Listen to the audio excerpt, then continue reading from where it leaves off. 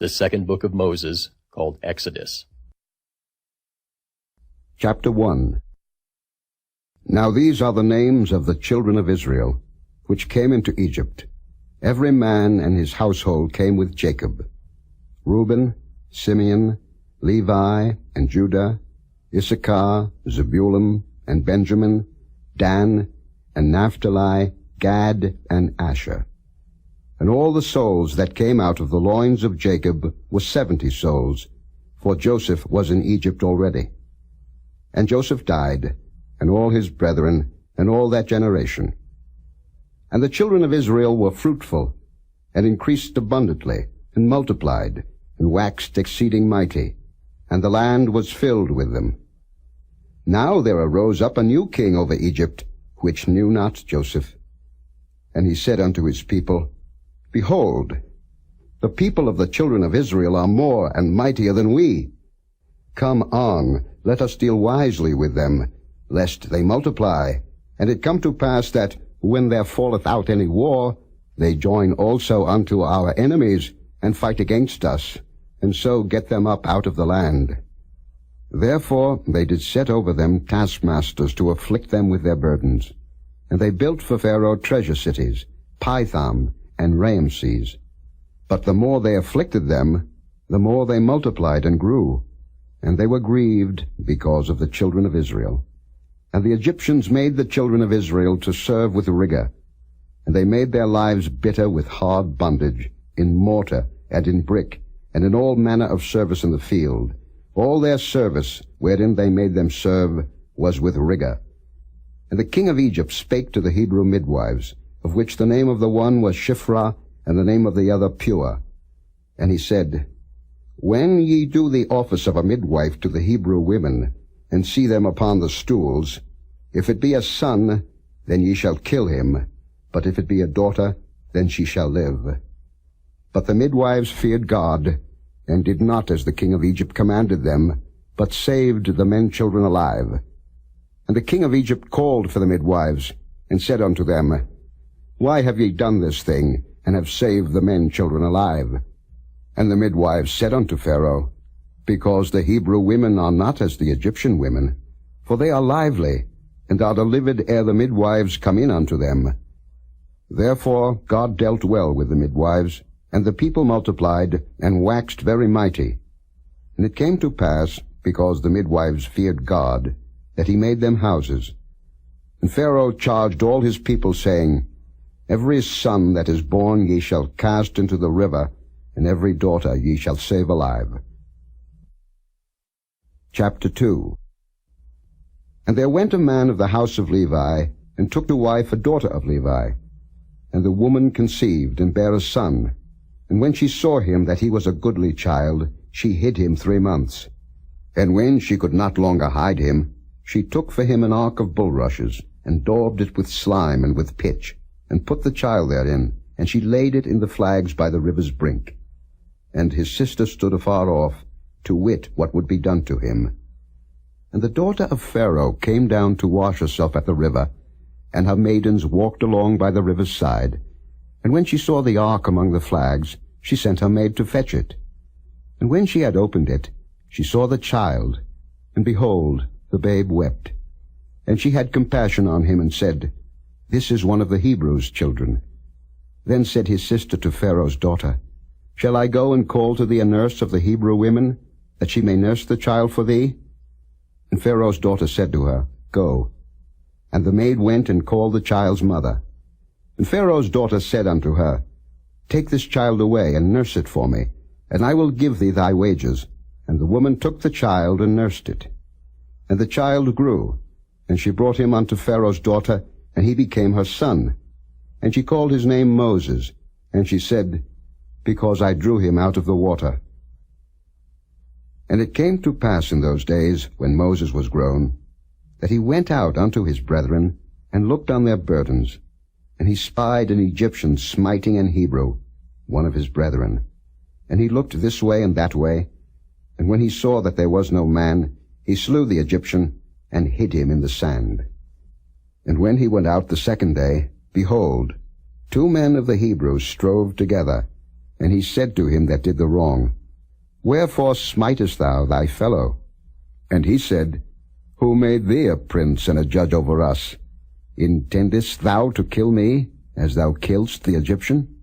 And Moses feared and said, Surely this thing is known.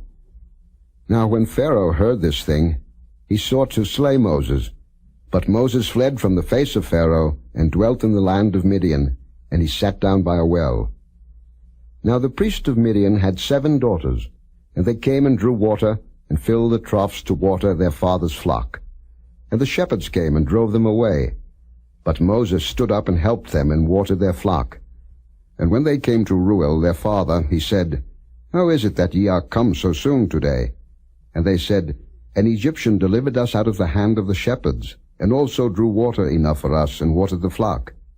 And he said unto his daughters, And where is he? Why is it that ye have left the man? Call him, that he may eat bread. And Moses was content to dwell with the man, and he gave Moses Zipporah his daughter. And she bare him a son, and he called his name Gershom, for he said, I have been a stranger in a strange land. And it came to pass in process of time, that the king of Egypt died, and the children of Israel sighed by reason of the bondage, and they cried, and their cry came up unto God by reason of the bondage. And God heard their groaning, and God remembered his covenant with Abraham, with Isaac, and with Jacob. And God looked upon the children of Israel, and God had respect unto them. Chapter 3. Now Moses kept the flock of Jethro his father-in-law, the priest of Midian. And he led the flock to the backside of the desert, and came to the mountain of God, even to Horeb. And the angel of the Lord appeared unto him in a flame of fire out of the midst of a bush. And he looked, and behold, the bush burned with fire, and the bush was not consumed. And Moses said, I will now turn aside, and see this great sight, why the bush is not burnt. And when the Lord saw that he turned aside to see, God called unto him out of the midst of the bush, and said, Moses, Moses. And he said, Here am I. And he said, Draw not nigh hither. Put off thy shoes from off thy feet, for the place whereon thou standest is holy ground. Moreover he said, I am the God of thy father, the God of Abraham, the God of Isaac, and the God of Jacob. And Moses hid his face, for he was afraid to look upon God. And the Lord said, I have surely seen the affliction of my people which are in Egypt, and have heard their cry by reason of their taskmasters, for I know their sorrows. And I am come down to deliver them out of the land of the Egyptians, and to bring them up out of that land unto a good land and a large, unto a land flowing with milk and honey, unto the place of the Canaanites, and the Hittites, and the Amorites, and the Perizzites, and the Hivites, and the Jebusites. Now therefore, behold, the cry of the children of Israel is come unto me, and I have also seen the oppression wherewith the Egyptians oppress them. Come now therefore, and I will send thee unto Pharaoh, that thou mayest bring forth my people, the children of Israel, out of Egypt. And Moses said unto God, Who am I, that I should go unto Pharaoh, and that I should bring forth the children of Israel out of Egypt? And he said, Certainly I will be with thee, and this shall be a token unto thee, that I have sent thee. When thou hast brought forth the people out of Egypt, ye shall serve God upon this mountain. And Moses said unto God, Behold, when I come unto the children of Israel, and shall say unto them, The God of your fathers hath sent me unto you, and they shall say to me, What is his name? What shall I say unto them? And God said unto Moses, I am that I am. And he said, Thus shalt thou say unto the children of Israel, I am hath sent me unto you. And God said moreover unto Moses, Thus shalt thou say unto the children of Israel, The Lord God of your fathers, the God of Abraham, the God of Isaac, and the God of Jacob, hath sent me unto you. This is my name forever, and this is my memorial unto all generations. Go and gather the elders of Israel together, and say unto them, The Lord God of your fathers, the God of Abraham, of Isaac, and of Jacob, appeared unto me, saying, I have surely visited you, and seen that which is done to you in Egypt. And I have said, I will bring you up out of the affliction of Egypt unto the land of the Canaanites, and the Hittites, and the Amorites, and the Perizzites, and the Hivites, and the Jebusites, unto a land flowing with milk and honey. And they shall hearken to thy voice, and thou shalt come, thou and the elders of Israel, unto the king of Egypt, and ye shall say unto him, The Lord God of the Hebrews hath met with us, and now let us go, we beseech thee, 3 days' journey into the wilderness, that we may sacrifice to the Lord our God. And I am sure that the king of Egypt will not let you go, no, not by a mighty hand. And I will stretch out my hand, and smite Egypt with all my wonders which I will do in the midst thereof, and after that he will let you go. And I will give this people favor in the sight of the Egyptians. And it shall come to pass that when ye go, ye shall not go empty. But every woman shall borrow of her neighbor, and of her that sojourneth in her house, jewels of silver, and jewels of gold, and raiment, and ye shall put them upon your sons and upon your daughters, and ye shall spoil the Egyptians. Chapter 4. And Moses answered and said, But behold, they will not believe me, nor hearken unto my voice, for they will say, The Lord hath not appeared unto thee. And the Lord said unto him, What is that in thine hand? And he said, A rod. And he said, Cast it on the ground. And he cast it on the ground, and it became a serpent. And Moses fled from before it. And the Lord said unto Moses, Put forth thine hand, and take it by the tail. And he put forth his hand, and caught it, and it became a rod in his hand, that they may believe that the Lord God of their fathers, the God of Abraham, the God of Isaac, and the God of Jacob, hath appeared unto thee. And the Lord said furthermore unto him, Put now thine hand into thy bosom. And he put his hand into his bosom, and when he took it out, behold, his hand was leprous as snow. And he said, Put thine hand into thy bosom again. And he put his hand into his bosom again, and plucked it out of his bosom, and behold, it was turned again as his other flesh. And it shall come to pass, if they will not believe thee, neither hearken to the voice of the first sign, that they will believe the voice of the latter sign. And it shall come to pass, if they will not believe also these 2 signs, neither hearken unto thy voice, that thou shalt take of the water of the river, and pour it upon the dry land, and the water which thou takest out of the river shall become blood upon the dry land. And Moses said unto the Lord, O my Lord, I am not eloquent, neither heretofore, nor since thou hast spoken unto thy servant, but I am slow of speech, and of a slow tongue. And the Lord said unto him, Who hath made man's mouth? Or who maketh the dumb, or deaf, or the seeing, or the blind? Have not I the Lord? Now therefore go, and I will be with thy mouth, and teach thee what thou shalt say. And he said, O my Lord, send, I pray thee, by the hand of him whom thou wilt send. And the anger of the Lord was kindled against Moses. And he said, Is not Aaron the Levite thy brother? I know that he can speak well. And also, behold, he cometh forth to meet thee, and when he seeth thee, he will be glad in his heart. And thou shalt speak unto him, and put words in his mouth. And I will be with thy mouth, and with his mouth, and will teach you what ye shall do. And he shall be thy spokesman unto the people. And he shall be, even he shall be to thee instead of a mouth, and thou shalt be to him instead of God. And thou shalt take this rod in thine hand, wherewith thou shalt do signs.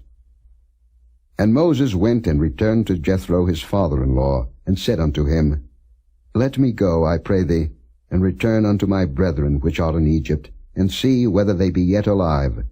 And Jethro said to Moses, Go in peace. And the Lord said unto Moses in Midian, Go, return into Egypt, for all the men are dead which sought thy life. And Moses took his wife and his sons, and set them upon an ass, and he returned to the land of Egypt. And Moses took the rod of God in his hand. And the Lord said unto Moses, When thou goest to return into Egypt, see that thou do all those wonders before Pharaoh, which I have put in thine hand. But I will harden his heart, that he shall not let the people go. And thou shalt say unto Pharaoh, Thus saith the Lord, Israel is my son, even my firstborn. And I say unto thee, Let my son go, that he may serve me. And if thou refuse to let him go, behold, I will slay thy son, even thy firstborn. And it came to pass by the way in the inn, that the Lord met him, and sought to kill him. Then Zipporah took a sharp stone, and cut off the foreskin of her son, and cast it at his feet, and said, Surely a bloody husband art thou to me. So he let him go. Then she said, A bloody husband thou art, because of the circumcision. And the Lord said to Aaron, Go into the wilderness to meet Moses. And he went, and met him in the mount of God, and kissed him. And Moses told Aaron all the words of the Lord who had sent him, and all the signs which he had commanded him. And Moses and Aaron went and gathered together all the elders of the children of Israel. And Aaron spake all the words which the Lord had spoken unto Moses, and did the signs in the sight of the people. And the people believed. And when they heard that the Lord had visited the children of Israel, and that he had looked upon their affliction, then they bowed their heads and worshipped. Chapter 5. And afterward Moses and Aaron went in, and told Pharaoh, Thus saith the Lord God of Israel, Let my people go, that they may hold a feast unto me in the wilderness. And Pharaoh said, Who is the Lord, that I should obey his voice to let Israel go? I know not the Lord, neither will I let Israel go. And they said, The God of the Hebrews hath met with us. Let us go, we pray thee, 3 days' journey into the desert, and sacrifice unto the Lord our God, lest he fall upon us with pestilence, or with the sword. And the king of Egypt said unto them, Wherefore do ye, Moses and Aaron, let the people from their works? Get you unto your burdens. And Pharaoh said, Behold, the people of the land now are many, and ye make them rest from their burdens. And Pharaoh commanded the same day the taskmasters of the people and their officers, saying, Ye shall no more give the people straw to make brick as heretofore. Let them go and gather straw for themselves. And the tale of the bricks, which they did make heretofore, ye shall lay upon them. Ye shall not diminish aught thereof, for they be idle. Therefore they cry, saying, Let us go and sacrifice to our God. Let their more work be laid upon the men, that they may labor therein, and let them not regard vain words. And the taskmasters of the people went out, and their officers, and they spake to the people, saying, Thus saith Pharaoh, I will not give you straw. Go ye, get you straw where ye can find it, yet not aught of your work shall be diminished. So the people was scattered abroad throughout all the land of Egypt, to gather stubble instead of straw. And the taskmasters hasted them, saying, Fulfill your works, your daily tasks, as when there was straw. And the officers of the children of Israel, which Pharaoh's taskmasters had set over them, were beaten, and demanded, Wherefore have ye not fulfilled your task in making brick both yesterday and today, as heretofore? Then the officers of the children of Israel came and cried unto Pharaoh, saying, Wherefore dealest thou thus with thy servants? There is no straw given unto thy servants. And they say to us, Make brick. And behold, thy servants are beaten, but the fault is in thine own people. But he said, Ye are idle, ye are idle. Therefore ye say, Let us go and do sacrifice to the Lord. Go therefore now and work, for there shall no straw be given you, yet shall ye deliver the tale of bricks. And the officers of the children of Israel did see that they were in evil case, after it was said, Ye shall not diminish aught from your bricks of your daily task. And they met Moses and Aaron, who stood in the way, as they came forth from Pharaoh. And they said unto them, The Lord look upon you and judge, because ye have made our saviour to be abhorred in the eyes of Pharaoh, and in the eyes of his servants, to put a sword in their hand to slay us. And Moses returned unto the Lord, and said, Lord, wherefore hast thou so evil entreated this people? Why is it that thou hast sent me? For since I came to Pharaoh to speak in thy name, he hath done evil to this people, neither hast thou delivered thy people at all. Chapter 6. Then the Lord said unto Moses, Now shalt thou see what I will do to Pharaoh, for with a strong hand shall he let them go, and with a strong hand shall he drive them out of his land. And God spake unto Moses, and said unto him, I am the Lord. And I appeared unto Abraham, unto Isaac, and unto Jacob, by the name of God Almighty. But by my name Jehovah was I not known to them. And I have also established my covenant with them, to give them the land of Canaan, the land of their pilgrimage, wherein they were strangers. And I have also heard the groaning of the children of Israel, whom the Egyptians keep in bondage, and I have remembered my covenant. Wherefore say unto the children of Israel, I am the Lord, and I will bring you out from under the burdens of the Egyptians, and I will rid you out of their bondage, and I will redeem you with a stretched out arm, and with great judgments. And I will take you to me for a people, and I will be to you a God, and ye shall know that I am the Lord your God, which bringeth you out from under the burdens of the Egyptians. And I will bring you in unto the land, concerning the which I did swear to give it to Abraham, to Isaac, and to Jacob, and I will give it you for an heritage. I am the Lord. And Moses spake so unto the children of Israel, but they hearkened not unto Moses for anguish of spirit, and for cruel bondage. And the Lord spake unto Moses, saying, Go in, speak unto Pharaoh king of Egypt, that he let the children of Israel go out of his land. And Moses spake before the Lord, saying, Behold, the children of Israel have not hearkened unto me. How then shall Pharaoh hear me, who am of uncircumcised lips? And the Lord spake unto Moses and unto Aaron, and gave them a charge unto the children of Israel, and unto Pharaoh king of Egypt, to bring the children of Israel out of the land of Egypt. These be the heads of their fathers' houses, the sons of Reuben, the firstborn of Israel, Hanok, and Palu, Hezron, and Carmi. These be the families of Reuben. And the sons of Simeon, Jemuel, and Jamin, and Ohad, and Jachin, and Zohar, and Shael, the son of a Canaanitish woman. These are the families of Simeon. And these are the names of the sons of Levi according to their generations, Gershon, and Kohath, and Merari. And the years of the life of Levi were 137 years. The sons of Gershon, Libni, and Shimei, according to their families. And the sons of Kohath, Amram, and Izhar, and Hebron, and Uzziel. And the years of the life of Kohath were 133 years. And the sons of Merari, Mahali, and Mushi. These are the families of Levi according to their generations. And Amram took him Jochebed his father's sister to wife, and she bare him Aaron and Moses. And the years of the life of Amram were 137 years. And the sons of Izhar, Korah, and Nepheg, and Zichri. And the sons of Uzziel, Mishael, and Elzaphan, and Zithri. And Aaron took him Elisheba, daughter of Aminadab, sister of Naashon, to wife. And she bare him Nadab, and Abihu, Eleazar, and Ithamar. And the sons of Korah, Asa, and Elkanah, and Abiasaph. These are the families of the Korhites.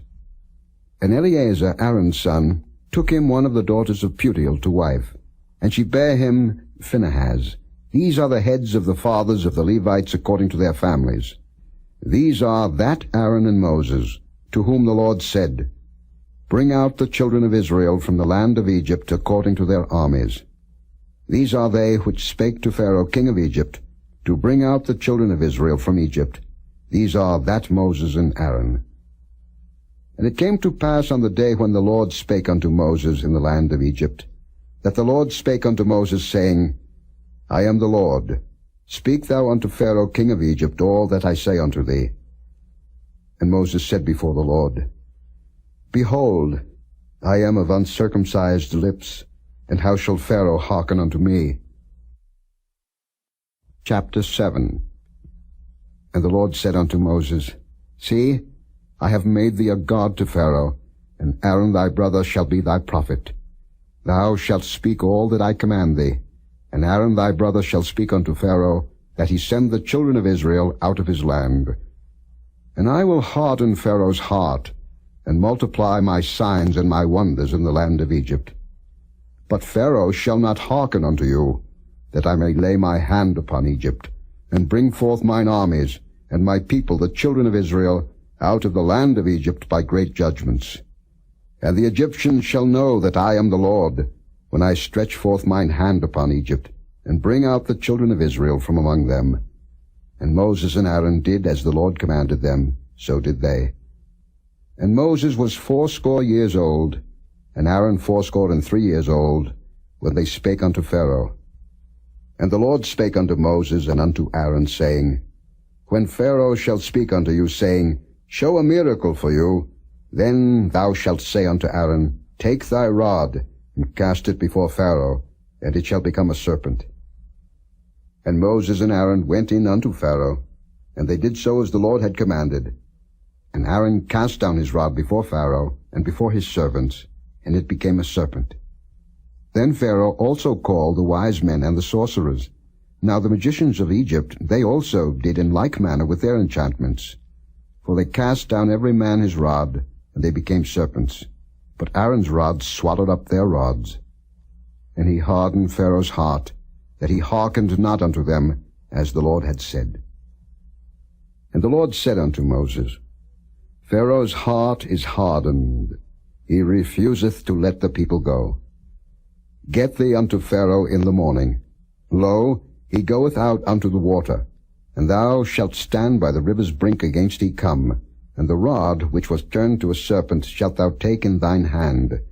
And thou shalt say unto him, The Lord God of the Hebrews hath sent me unto thee, saying, Let my people go, that they may serve me in the wilderness. And behold, hitherto thou wouldest not hear. Thus saith the Lord, In this thou shalt know that I am the Lord. Behold, I will smite with a rod that is in mine hand upon the waters which are in the river, and they shall be turned to blood. And the fish that is in the river shall die, and the river shall stink, and the Egyptians shall loathe to drink of the water of the river.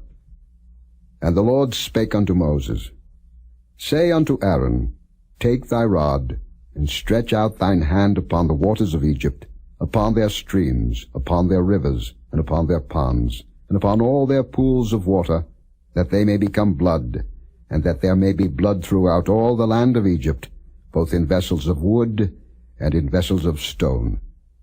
And Moses and Aaron did so, as the Lord commanded, and he lifted up the rod, and smote the waters that were in the river, in the sight of Pharaoh, and in the sight of his servants, and all the waters that were in the river were turned to blood. And the fish that was in the river died, and the river stank, and the Egyptians could not drink of the water of the river, and there was blood throughout all the land of Egypt.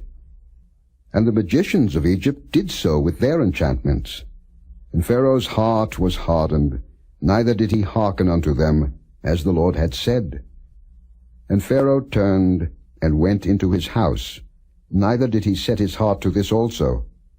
And all the Egyptians digged round about the river for water to drink, for they could not drink of the water of the river. And 7 days were fulfilled, after that the Lord had smitten the river. Chapter 8. And the Lord spake unto Moses, Go unto Pharaoh, and say unto him, Thus saith the Lord, Let my people go, that they may serve me. And if thou refuse to let them go, behold, I will smite all thy borders with frogs. And the river shall bring forth frogs abundantly, which shall go up and come into thine house, and into thy bedchamber, and upon thy bed, and into the house of thy servants, and upon thy people, and into thine ovens, and into thy kneading troughs. And the frogs shall come up both on thee, and upon thy people, and upon all thy servants.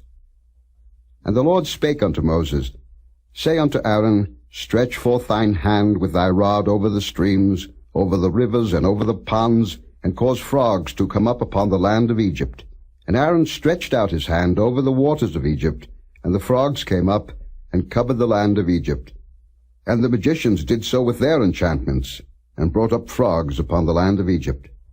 Then Pharaoh called for Moses and Aaron, and said, Entreat the Lord, that he may take away the frogs from me, and from my people, and I will let the people go, that they may do sacrifice unto the Lord. And Moses said unto Pharaoh, Glory over me, when shall I entreat for thee, and for thy servants, and for thy people, to destroy the frogs from thee and thy houses, that they may remain in the river only?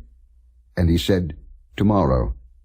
And he said, Be it according to thy word, that thou mayest know that there is none like unto the Lord our God. And the frogs shall depart from thee, and from thy houses, and from thy servants, and from thy people. They shall remain in the river only. And Moses and Aaron went out from Pharaoh, and Moses cried unto the Lord because of the frogs which he had brought against Pharaoh. And the Lord did according to the word of Moses, and the frogs died out of the houses, out of the villages, and out of the fields. And they gathered them together upon heaps, and the land stank. But when Pharaoh saw that there was respite, he hardened his heart, and hearkened not unto them, as the Lord had said. And the Lord said unto Moses, Say unto Aaron, Stretch out thy rod, and smite the dust of the land, that it may become lice throughout all the land of Egypt. And they did so, for Aaron stretched out his hand with his rod, and smote the dust of the earth, and it became lice in man and in beast. All the dust of the land became lice throughout all the land of Egypt. And the magicians did so with their enchantments to bring forth lice, but they could not, so there were lice upon man and upon beast. Then the magicians said unto Pharaoh, This is the finger of God. And Pharaoh's heart was hardened, and he hearkened not unto them, as the Lord had said. And the Lord said unto Moses, Rise up early in the morning, and stand before Pharaoh. Lo, he cometh forth to the water, and say unto him, Thus saith the Lord, Let my people go, that they may serve me. Else, if thou wilt not let my people go, behold, I will send swarms of flies upon thee, and upon thy servants, and upon thy people, and into thy houses, and the houses of the Egyptians shall be full of swarms of flies, and also the ground whereon they are. And I will sever in that day the land of Goshen, in which my people dwell, that no swarms of flies shall be there, to the end thou mayest know that I am the Lord in the midst of the earth. And I will put a division between my people and thy people. Tomorrow shall this sign be. And the Lord did so, and there came a grievous swarm of flies into the house of Pharaoh, and into his servants' houses, and into all the land of Egypt. The land was corrupted by reason of the swarm of flies. And Pharaoh called for Moses and for Aaron, and said, Go ye, sacrifice to your God in the land. And Moses said, It is not meet so to do, for we shall sacrifice the abomination of the Egyptians to the Lord our God. Lo, shall we sacrifice the abomination of the Egyptians before their eyes? And will they not stone us? We will go 3 days' journey into the wilderness, and sacrifice to the Lord our God, as he shall command us. And Pharaoh said, I will let you go, that ye may sacrifice to the Lord your God in the wilderness. Only ye shall not go very far away. Entreat for me. And Moses said, Behold, I go out from thee, and I will entreat the Lord that the swarms of flies may depart from Pharaoh, from his servants, and from his people tomorrow. But let not Pharaoh deal deceitfully any more in not letting the people go to sacrifice to the Lord. And Moses went out from Pharaoh, and entreated the Lord. And the Lord did according to the word of Moses, and he removed the swarms of flies from Pharaoh, from his servants, and from his people. There remained not one. And Pharaoh hardened his heart at this time also, neither would he let the people go. Chapter 9. Then the Lord said unto Moses, Go in unto Pharaoh, and tell him, Thus saith the Lord God of the Hebrews, Let my people go, that they may serve me. For if thou refuse to let them go, and wilt hold them still, behold, the hand of the Lord is upon thy cattle, which is in the field, upon the horses, upon the asses, upon the camels, upon the oxen, and upon the sheep. There shall be a very grievous murrain. And the Lord shall sever between the cattle of Israel and the cattle of Egypt, and there shall nothing die of all that is the children's of Israel. And the Lord appointed a set time, saying, Tomorrow the Lord shall do this thing in the land. And the Lord did that thing on the morrow, and all the cattle of Egypt died, but of the cattle of the children of Israel died not one. And Pharaoh sent, and behold, there was not one of the cattle of the Israelites dead. And the heart of Pharaoh was hardened, and he did not let the people go. And the Lord said unto Moses and unto Aaron, Take to you handfuls of ashes of the furnace, and let Moses sprinkle it toward the heaven in the sight of Pharaoh. And it shall become small dust in all the land of Egypt, and shall be a boil breaking forth with blains upon man and upon beast, throughout all the land of Egypt. And they took ashes of the furnace, and stood before Pharaoh, and Moses sprinkled it up toward heaven, and it became a boil breaking forth with blains upon man and upon beast. And the magicians could not stand before Moses because of the boils, for the boil was upon the magicians, and upon all the Egyptians. And the Lord hardened the heart of Pharaoh, and he hearkened not unto them, as the Lord had spoken unto Moses. And the Lord said unto Moses, Rise up early in the morning, and stand before Pharaoh, and say unto him, Thus saith the Lord God of the Hebrews, Let my people go, that they may serve me. For I will at this time send all my plagues upon thine heart, and upon thy servants, and upon thy people, that thou mayest know that there is none like me in all the earth. For now I will stretch out my hand, that I may smite thee and thy people with pestilence, and thou shalt be cut off from the earth. And in very deed for this cause have I raised thee up, for to show in thee my power, and that my name may be declared throughout all the earth. As yet exaltest thou thyself against my people, that thou wilt not let them go? Behold, tomorrow about this time I will cause it to rain a very grievous hail, such as hath not been in Egypt since the foundation thereof even until now. Send therefore now, and gather thy cattle, and all that thou hast in the field, for upon every man and beast which shall be found in the field, and shall not be brought home, the hail shall come down upon them, and they shall die. He that feared the word of the Lord among the servants of Pharaoh made his servants and his cattle flee into the houses. And he that regarded not the word of the Lord left his servants and his cattle in the field. And the Lord said unto Moses, Stretch forth thine hand toward heaven, that there may be hail in all the land of Egypt, upon man, and upon beast, and upon every herb of the field throughout the land of Egypt. And Moses stretched forth his rod toward heaven, and the Lord sent thunder and hail, and the fire ran along upon the ground, and the Lord rained hail upon the land of Egypt. So there was hail, and fire mingled with the hail, very grievous, such as there was none like it in all the land of Egypt since it became a nation. And the hail smote throughout all the land of Egypt all that was in the field, both man and beast, and the hail smote every herb of the field, and brake every tree of the field. Only in the land of Goshen, where the children of Israel were, was there no hail. And Pharaoh sent, and called for Moses and Aaron, and said unto them, I have sinned this time. The Lord is righteous, and I and my people are wicked. Entreat the Lord, for it is enough, that there be no more mighty thunderings and hail, and I will let you go, and ye shall stay no longer. And Moses said unto him, As soon as I am gone out of the city, I will spread abroad my hands unto the Lord, and the thunder shall cease, neither shall there be any more hail, that thou mayest know how that the earth is the Lord's. But as for thee and thy servants, I know that ye will not yet fear the Lord God. And the flax and the barley was smitten, for the barley was in the ear, and the flax was bold. But the wheat and the rye were not smitten, for they were not grown up. And Moses went out of the city from Pharaoh, and spread abroad his hands unto the Lord, and the thunders and hail ceased, and the rain was not poured upon the earth. And when Pharaoh saw that the rain and the hail and the thunders were ceased, he sinned yet more, and hardened his heart, he and his servants. And the heart of Pharaoh was hardened, neither would he let the children of Israel go, as the Lord had spoken by Moses. Chapter 10.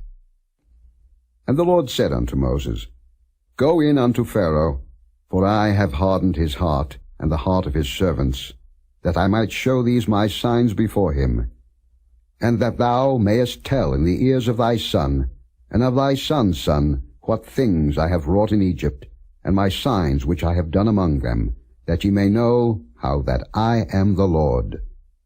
And Moses and Aaron came in unto Pharaoh, and said unto him, Thus saith the Lord God of the Hebrews, How long wilt thou refuse to humble thyself before me? Let my people go, that they may serve me.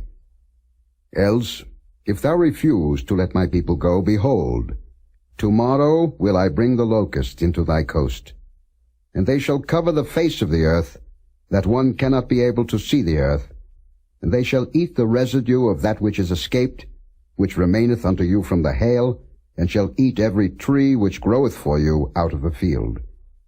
And they shall fill thy houses, and the houses of all thy servants, and the houses of all the Egyptians, which neither thy fathers nor thy fathers' fathers have seen, since the day that they were upon the earth unto this day.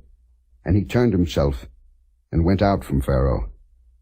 And Pharaoh's servants said unto him, How long shall this man be a snare unto us? Let the men go, that they may serve the Lord their God. Knowest thou not yet that Egypt is destroyed? And Moses and Aaron were brought again unto Pharaoh. And he said unto them, Go, serve the Lord your God. But who are they that shall go? And Moses said, We will go with our young and with our old, with our sons and with our daughters, with our flocks and with our herds will we go, for we must hold a feast unto the Lord. And he said unto them, Let the Lord be so with you, as I will let you go. And your little ones, look to it, for evil is before you. Not so. Go now, ye that are men, and serve the Lord, for that ye did desire. And they were driven out from Pharaoh's presence. And the Lord said unto Moses, Stretch out thine hand over the land of Egypt for the locusts, that they may come up upon the land of Egypt, and eat every herb of the land, even all that the hail hath left. And Moses stretched forth his rod over the land of Egypt, and the Lord brought an east wind upon the land all that day and all that night. And when it was morning, the east wind brought the locusts. And the locusts went up over all the land of Egypt, and rested in all the coasts of Egypt. Very grievous were they. Before them there were no such locusts as they, neither after them shall be such. For they covered the face of the whole earth, so that the land was darkened. And they did eat every herb of the land, and all the fruit of the trees which the hail had left. And there remained not any green thing in the trees, or in the herbs of the field, through all the land of Egypt. Then Pharaoh called for Moses and Aaron in haste, and he said, I have sinned against the Lord your God, and against you. Now therefore forgive, I pray thee, my sin only this once, and entreat the Lord your God, that he may take away from me this death only. And he went out from Pharaoh, and entreated the Lord. And the Lord turned a mighty strong west wind, which took away the locusts, and cast them into the Red Sea. There remained not one locust in all the coasts of Egypt. But the Lord hardened Pharaoh's heart, so that he would not let the children of Israel go. And the Lord said unto Moses, Stretch out thine hand toward heaven, that there may be darkness over the land of Egypt, even darkness which may be felt. And Moses stretched forth his hand toward heaven, and there was a thick darkness in all the land of Egypt 3 days. They saw not one another, neither rose any from his place for 3 days, but all the children of Israel had light in their dwellings. And Pharaoh called unto Moses, and said, Go ye, serve the Lord. Only let your flocks and your herds be stayed. Let your little ones also go with you. And Moses said, Thou must give us also sacrifices and burnt offerings, that we may sacrifice unto the Lord our God. Our cattle also shall go with us. There shall not an hoof be left behind, for thereof must we take to serve the Lord our God. And we know not with what we must serve the Lord, until we come thither. But the Lord hardened Pharaoh's heart, and he would not let them go. And Pharaoh said unto him, Get thee from me, take heed to thyself, see my face no more, for in that day thou seest my face thou shalt die. And Moses said, Thou hast spoken well, I will see thy face again no more. Chapter 11. And the Lord said unto Moses, Yet will I bring one plague more upon Pharaoh, and upon Egypt. Afterwards he will let you go hence. When he shall let you go, he shall surely thrust you out hence altogether. Speak now in the ears of the people, and let every man borrow of his neighbor, and every woman of her neighbor, jewels of silver and jewels of gold. And the Lord gave the people favor in the sight of the Egyptians. Moreover, the man Moses was very great in the land of Egypt, in the sight of Pharaoh's servants, and in the sight of the people. And Moses said, Thus saith the Lord, About midnight will I go out into the midst of Egypt, and all the firstborn in the land of Egypt shall die, from the firstborn of Pharaoh that sitteth upon his throne, even unto the firstborn of the maidservant that is behind the mill, and all the firstborn of beasts. And there shall be a great cry throughout all the land of Egypt, such as there was none like it, nor shall be like it any more. But against any of the children of Israel shall not a dog move his tongue against man or beast, that ye may know how that the Lord doth put a difference between the Egyptians and Israel. And all these thy servants shall come down unto me, and bow down themselves unto me, saying, Get thee out, and all the people that follow thee, and after that I will go out. And he went out from Pharaoh in a great anger. And the Lord said unto Moses, Pharaoh shall not hearken unto you, that my wonders may be multiplied in the land of Egypt. And Moses and Aaron did all these wonders before Pharaoh, and the Lord hardened Pharaoh's heart, so that he would not let the children of Israel go out of his land. Chapter 12. And the Lord spake unto Moses and Aaron in the land of Egypt, saying, This month shall be unto you the beginning of months. It shall be the first month of the year to you. Speak ye unto all the congregation of Israel, saying, In the 10th day of this month they shall take to them every man a lamb, according to the house of their fathers, a lamb for an house. And if the household be too little for the lamb, let him and his neighbor next unto his house take it according to the number of the souls. Every man according to his eating shall make your count for the lamb. Your lamb shall be without blemish, a male of the first year. Ye shall take it out from the sheep or from the goats. And ye shall keep it up until the 14th day of the same month, and the whole assembly of the congregation of Israel shall kill it in the evening. And they shall take of the blood, and strike it on the 2 side posts and on the upper door post of the houses wherein they shall eat it. And they shall eat the flesh in that night, roast with fire, and unleavened bread, and with bitter herbs they shall eat it. Eat not of it raw, nor sodden it all with water, but roast with fire, his head with his legs, and with the purtenance thereof.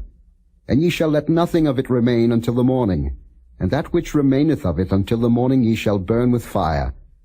And thus shall ye eat it, with your loins girded, your shoes on your feet, and your staff in your hand, and ye shall eat it in haste. It is the Lord's Passover.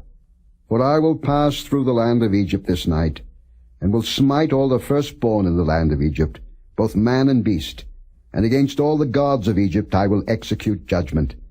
I am the Lord. And the blood shall be to you for a token upon the houses where ye are.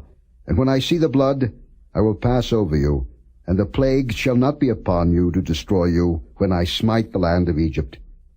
And this day shall be unto you for a memorial, and ye shall keep it a feast to the Lord throughout your generations. Ye shall keep it a feast by an ordinance for ever. 7 days shall ye eat unleavened bread. Even the first day ye shall put away leaven out of your houses. For whosoever eateth leavened bread from the first day until the 7th day, that soul shall be cut off from Israel. And in the first day there shall be an holy convocation, and in the 7th day there shall be an holy convocation to you. No manner of work shall be done in them, save that which every man must eat, that only may be done of you. And ye shall observe the feast of unleavened bread. For in this selfsame day have I brought your armies out of the land of Egypt. Therefore shall ye observe this day in your generations by an ordinance forever. In the 1st month, on the 14th day of the month at even, ye shall eat unleavened bread, until the 21st day of the month at even. 7 days shall there be no leaven found in your houses. For whosoever eateth that which is leavened, even that soul shall be cut off from the congregation of Israel, whether he be a stranger or born in the land. Ye shall eat nothing leavened. In all your habitations shall ye eat unleavened bread. Then Moses called for all the elders of Israel, and said unto them, Draw out and take you a lamb according to your families, and kill the Passover. And ye shall take a bunch of hyssop, and dip it in the blood that is in the basin, and strike the lintel and the 2 side posts with the blood that is in the basin, and none of you shall go out at the door of his house until the morning. For the Lord will pass through to smite the Egyptians. And when he seeth the blood upon the lintel, and on the 2 side posts, the Lord will pass over the door, and will not suffer the destroyer to come in unto your houses to smite you. And ye shall observe this thing for an ordinance to thee and to thy sons forever. And it shall come to pass, when ye be come to the land which the Lord will give you, according as he hath promised, that ye shall keep this service. And it shall come to pass, when your children shall say unto you, What mean ye by this service? That ye shall say, It is the sacrifice of the Lord's Passover, who passed over the houses of the children of Israel in Egypt, when he smote the Egyptians, and delivered our houses. And the people bowed the head and worshipped. And the children of Israel went away, and did as the Lord had commanded Moses and Aaron, so did they. And it came to pass, that at midnight the Lord smote all the firstborn in the land of Egypt, from the firstborn of Pharaoh that sat on his throne, unto the firstborn of the captive that was in the dungeon, and all the firstborn of cattle. And Pharaoh rose up in the night, he, and all his servants, and all the Egyptians. And there was a great cry in Egypt, for there was not a house where there was not one dead. And he called for Moses and Aaron by night, and said, Rise up, and get you forth from among my people, both ye and the children of Israel, and go, serve the Lord, as ye have said. Also take your flocks and your herds, as ye have said, and be gone. And bless me also. And the Egyptians were urgent upon the people, that they might send them out of the land in haste, for they said, We be all dead men. And the people took their dough before it was leavened, their kneading troughs being bound up in their clothes upon their shoulders. And the children of Israel did according to the word of Moses. And they borrowed of the Egyptians jewels of silver, and jewels of gold, and raiment. And the Lord gave the people favor in the sight of the Egyptians, so that they lent unto them such things as they required. And they spoiled the Egyptians. And the children of Israel journeyed from Ramesses to Succoth, about 600,000 on foot that were men, beside children. And a mixed multitude went up also with them, and flocks and herds, even very much cattle. And they baked unleavened cakes of the dough which they brought forth out of Egypt, for it was not leavened, because they were thrust out of Egypt, and could not tarry, neither had they prepared for themselves any victual. Now the sojourning of the children of Israel who dwelt in Egypt was 430 years.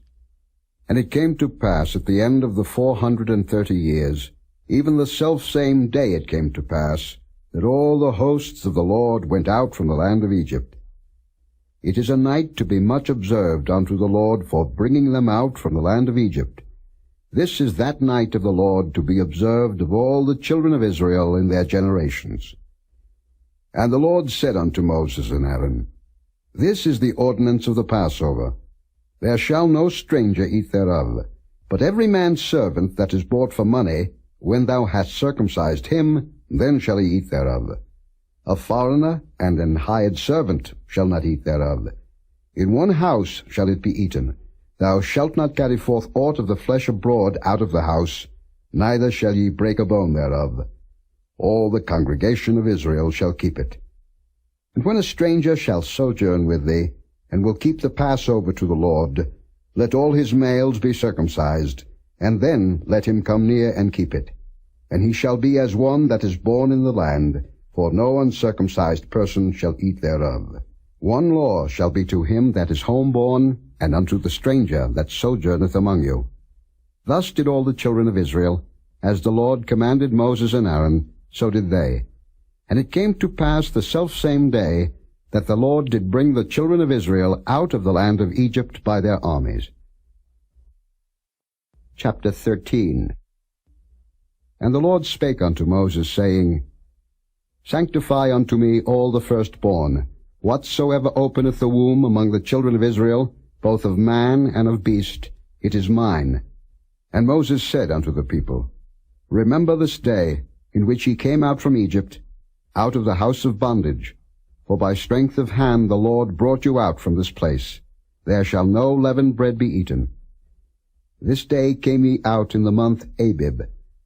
And it shall be, when the Lord shall bring thee into the land of the Canaanites, and the Hittites, and the Amorites, and the Hivites, and the Jebusites, which he sware unto thy fathers to give thee, a land flowing with milk and honey, that thou shalt keep this service in this month. 7 days thou shalt eat unleavened bread, and in the 7th day shall be a feast to the Lord. Unleavened bread shall be eaten 7 days, and there shall no leavened bread be seen with thee, neither shall there be leaven seen with thee in all thy quarters. And thou shalt show thy son in that day, saying, This is done because of that which the Lord did unto me when I came forth out of Egypt. And it shall be for a sign unto thee upon thine hand, and for a memorial between thine eyes, that the Lord's law may be in thy mouth, for with a strong hand hath the Lord brought thee out of Egypt. Thou shalt therefore keep this ordinance in his season from year to year. And it shall be, when the Lord shall bring thee into the land of the Canaanites, as he sware unto thee and to thy fathers, and shall give it thee, that thou shalt set apart unto the Lord all that openeth the matrix, and every firstling that cometh of a beast which thou hast. The males shall be the Lord's. And every firstling of an ass thou shalt redeem with a lamb. And if thou wilt not redeem it, then thou shalt break his neck, and all the firstborn of man among thy children shalt thou redeem. And it shall be, when thy son asketh thee in time to come, saying, What is this? That thou shalt say unto him, By strength of hand the Lord brought us out from Egypt, from the house of bondage. And it came to pass, when Pharaoh would hardly let us go, that the Lord slew all the firstborn in the land of Egypt, both the firstborn of man and the firstborn of beast. Therefore I sacrifice to the Lord all that openeth the matrix, being males. But all the firstborn of my children I redeem. And it shall be for a token upon thine hand, and for frontlets between thine eyes. For by strength of hand the Lord brought us forth out of Egypt. And it came to pass, when Pharaoh had let the people go, that God led them not through the way of the land of the Philistines, although that was near. For God said, Lest peradventure the people repent when they see war, and they return to Egypt. But God led the people about, through the way of the wilderness of the Red Sea, and the children of Israel went up harnessed out of the land of Egypt. And Moses took the bones of Joseph with him, for he had straitly sworn the children of Israel, saying, God will surely visit you, and ye shall carry up my bones away hence with you. And they took their journey from Succoth, and encamped in Etham in the edge of the wilderness. And the Lord went before them by day in a pillar of a cloud, to lead them the way, and by night in a pillar of fire, to give them light, to go by day and night. He took not away the pillar of the cloud by day, nor the pillar of fire by night from before the people. Chapter 14. And the Lord spake unto Moses, saying, Speak unto the children of Israel, that they turn and encamp before Pihahiroth, between Migdol and the sea, over against Baal-zephon. Before it shall ye encamp by the sea. For Pharaoh will say of the children of Israel, They are entangled in the land, the wilderness hath shut them in. And I will harden Pharaoh's heart, that he shall follow after them, And I will be honored upon Pharaoh, and upon all his host, that the Egyptians may know that I am the Lord. And they did so. And it was told the king of Egypt that the people fled, and the heart of Pharaoh and of his servants was turned against the people, and they said, Why have we done this, that we have let Israel go from serving us? And he made ready his chariot, and took his people with him. And he took 600 chosen chariots, and all the chariots of Egypt, and captains over every one of them. And the Lord hardened the heart of Pharaoh king of Egypt, and he pursued after the children of Israel. And the children of Israel went out with an high hand. But the Egyptians pursued after them, all the horses and chariots of Pharaoh, and his horsemen, and his army, and overtook them, encamping by the sea, beside Pihahiroth, before Baal-zephon. And when Pharaoh drew nigh, the children of Israel lifted up their eyes, and behold, the Egyptians marched after them, and they were sore afraid. And the children of Israel cried out unto the Lord. And they said unto Moses, Because there were no graves in Egypt, hast thou taken us away to die in the wilderness? Wherefore hast thou dealt thus with us, to carry us forth out of Egypt? Is not this the word that we did tell thee in Egypt, saying, Let us alone, that we may serve the Egyptians? For it had been better for us to serve the Egyptians, than that we should die in the wilderness. And Moses said unto the people, Fear ye not, stand still, and see the salvation of the Lord, which he will show to you today. For the Egyptians whom ye have seen today, ye shall see them again no more forever. The Lord shall fight for you, and ye shall hold your peace.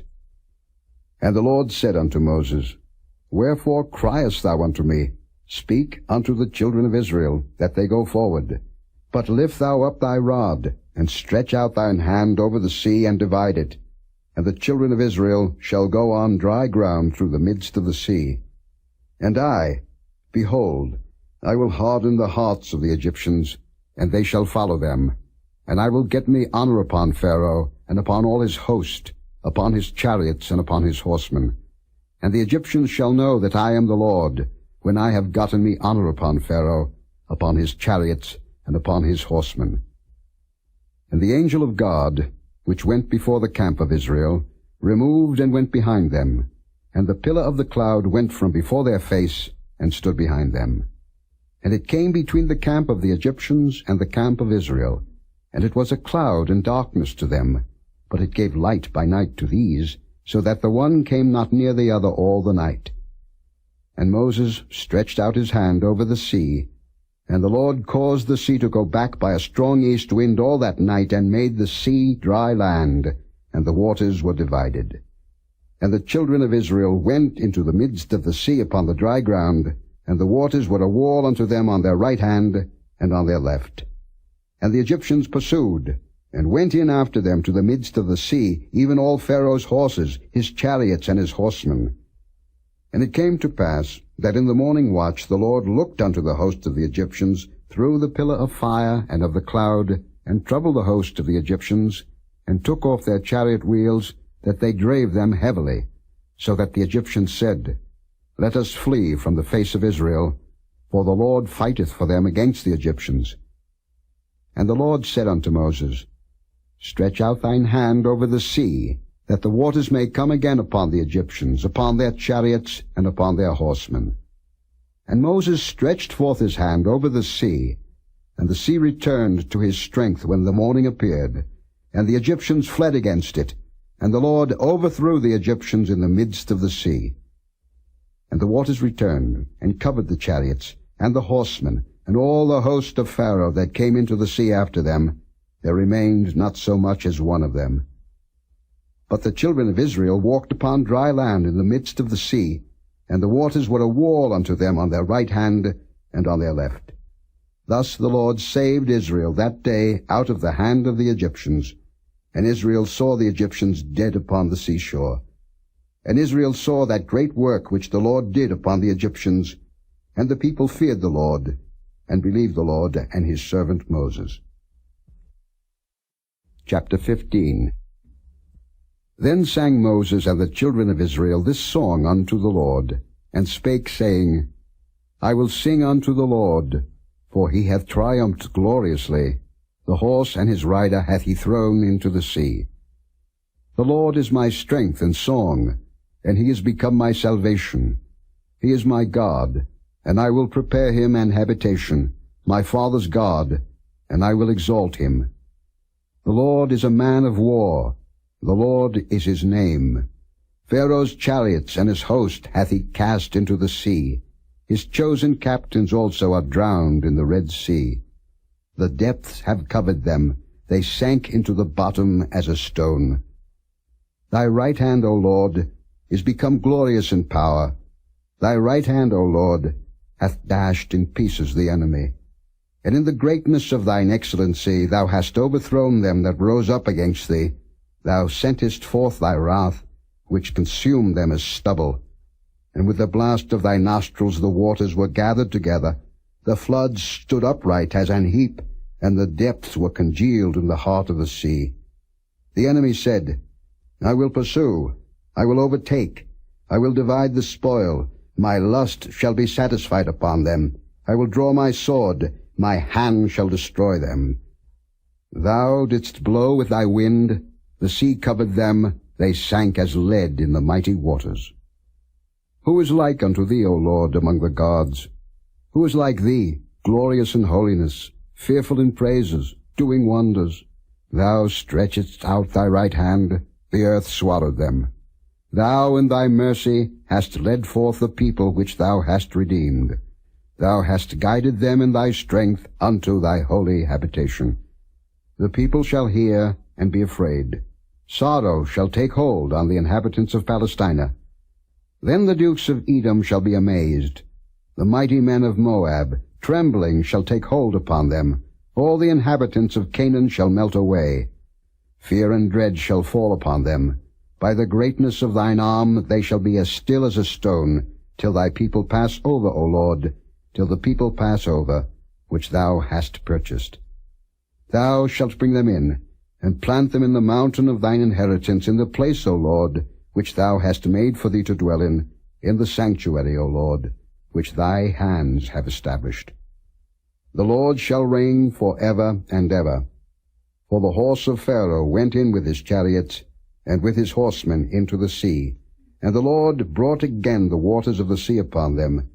But the children of Israel went on dry land in the midst of the sea. And Miriam the prophetess, the sister of Aaron, took a timbrel in her hand, and all the women went out after her with timbrels and with dances. And Miriam answered them, Sing ye to the Lord, for he hath triumphed gloriously. The horse and his rider hath he thrown into the sea.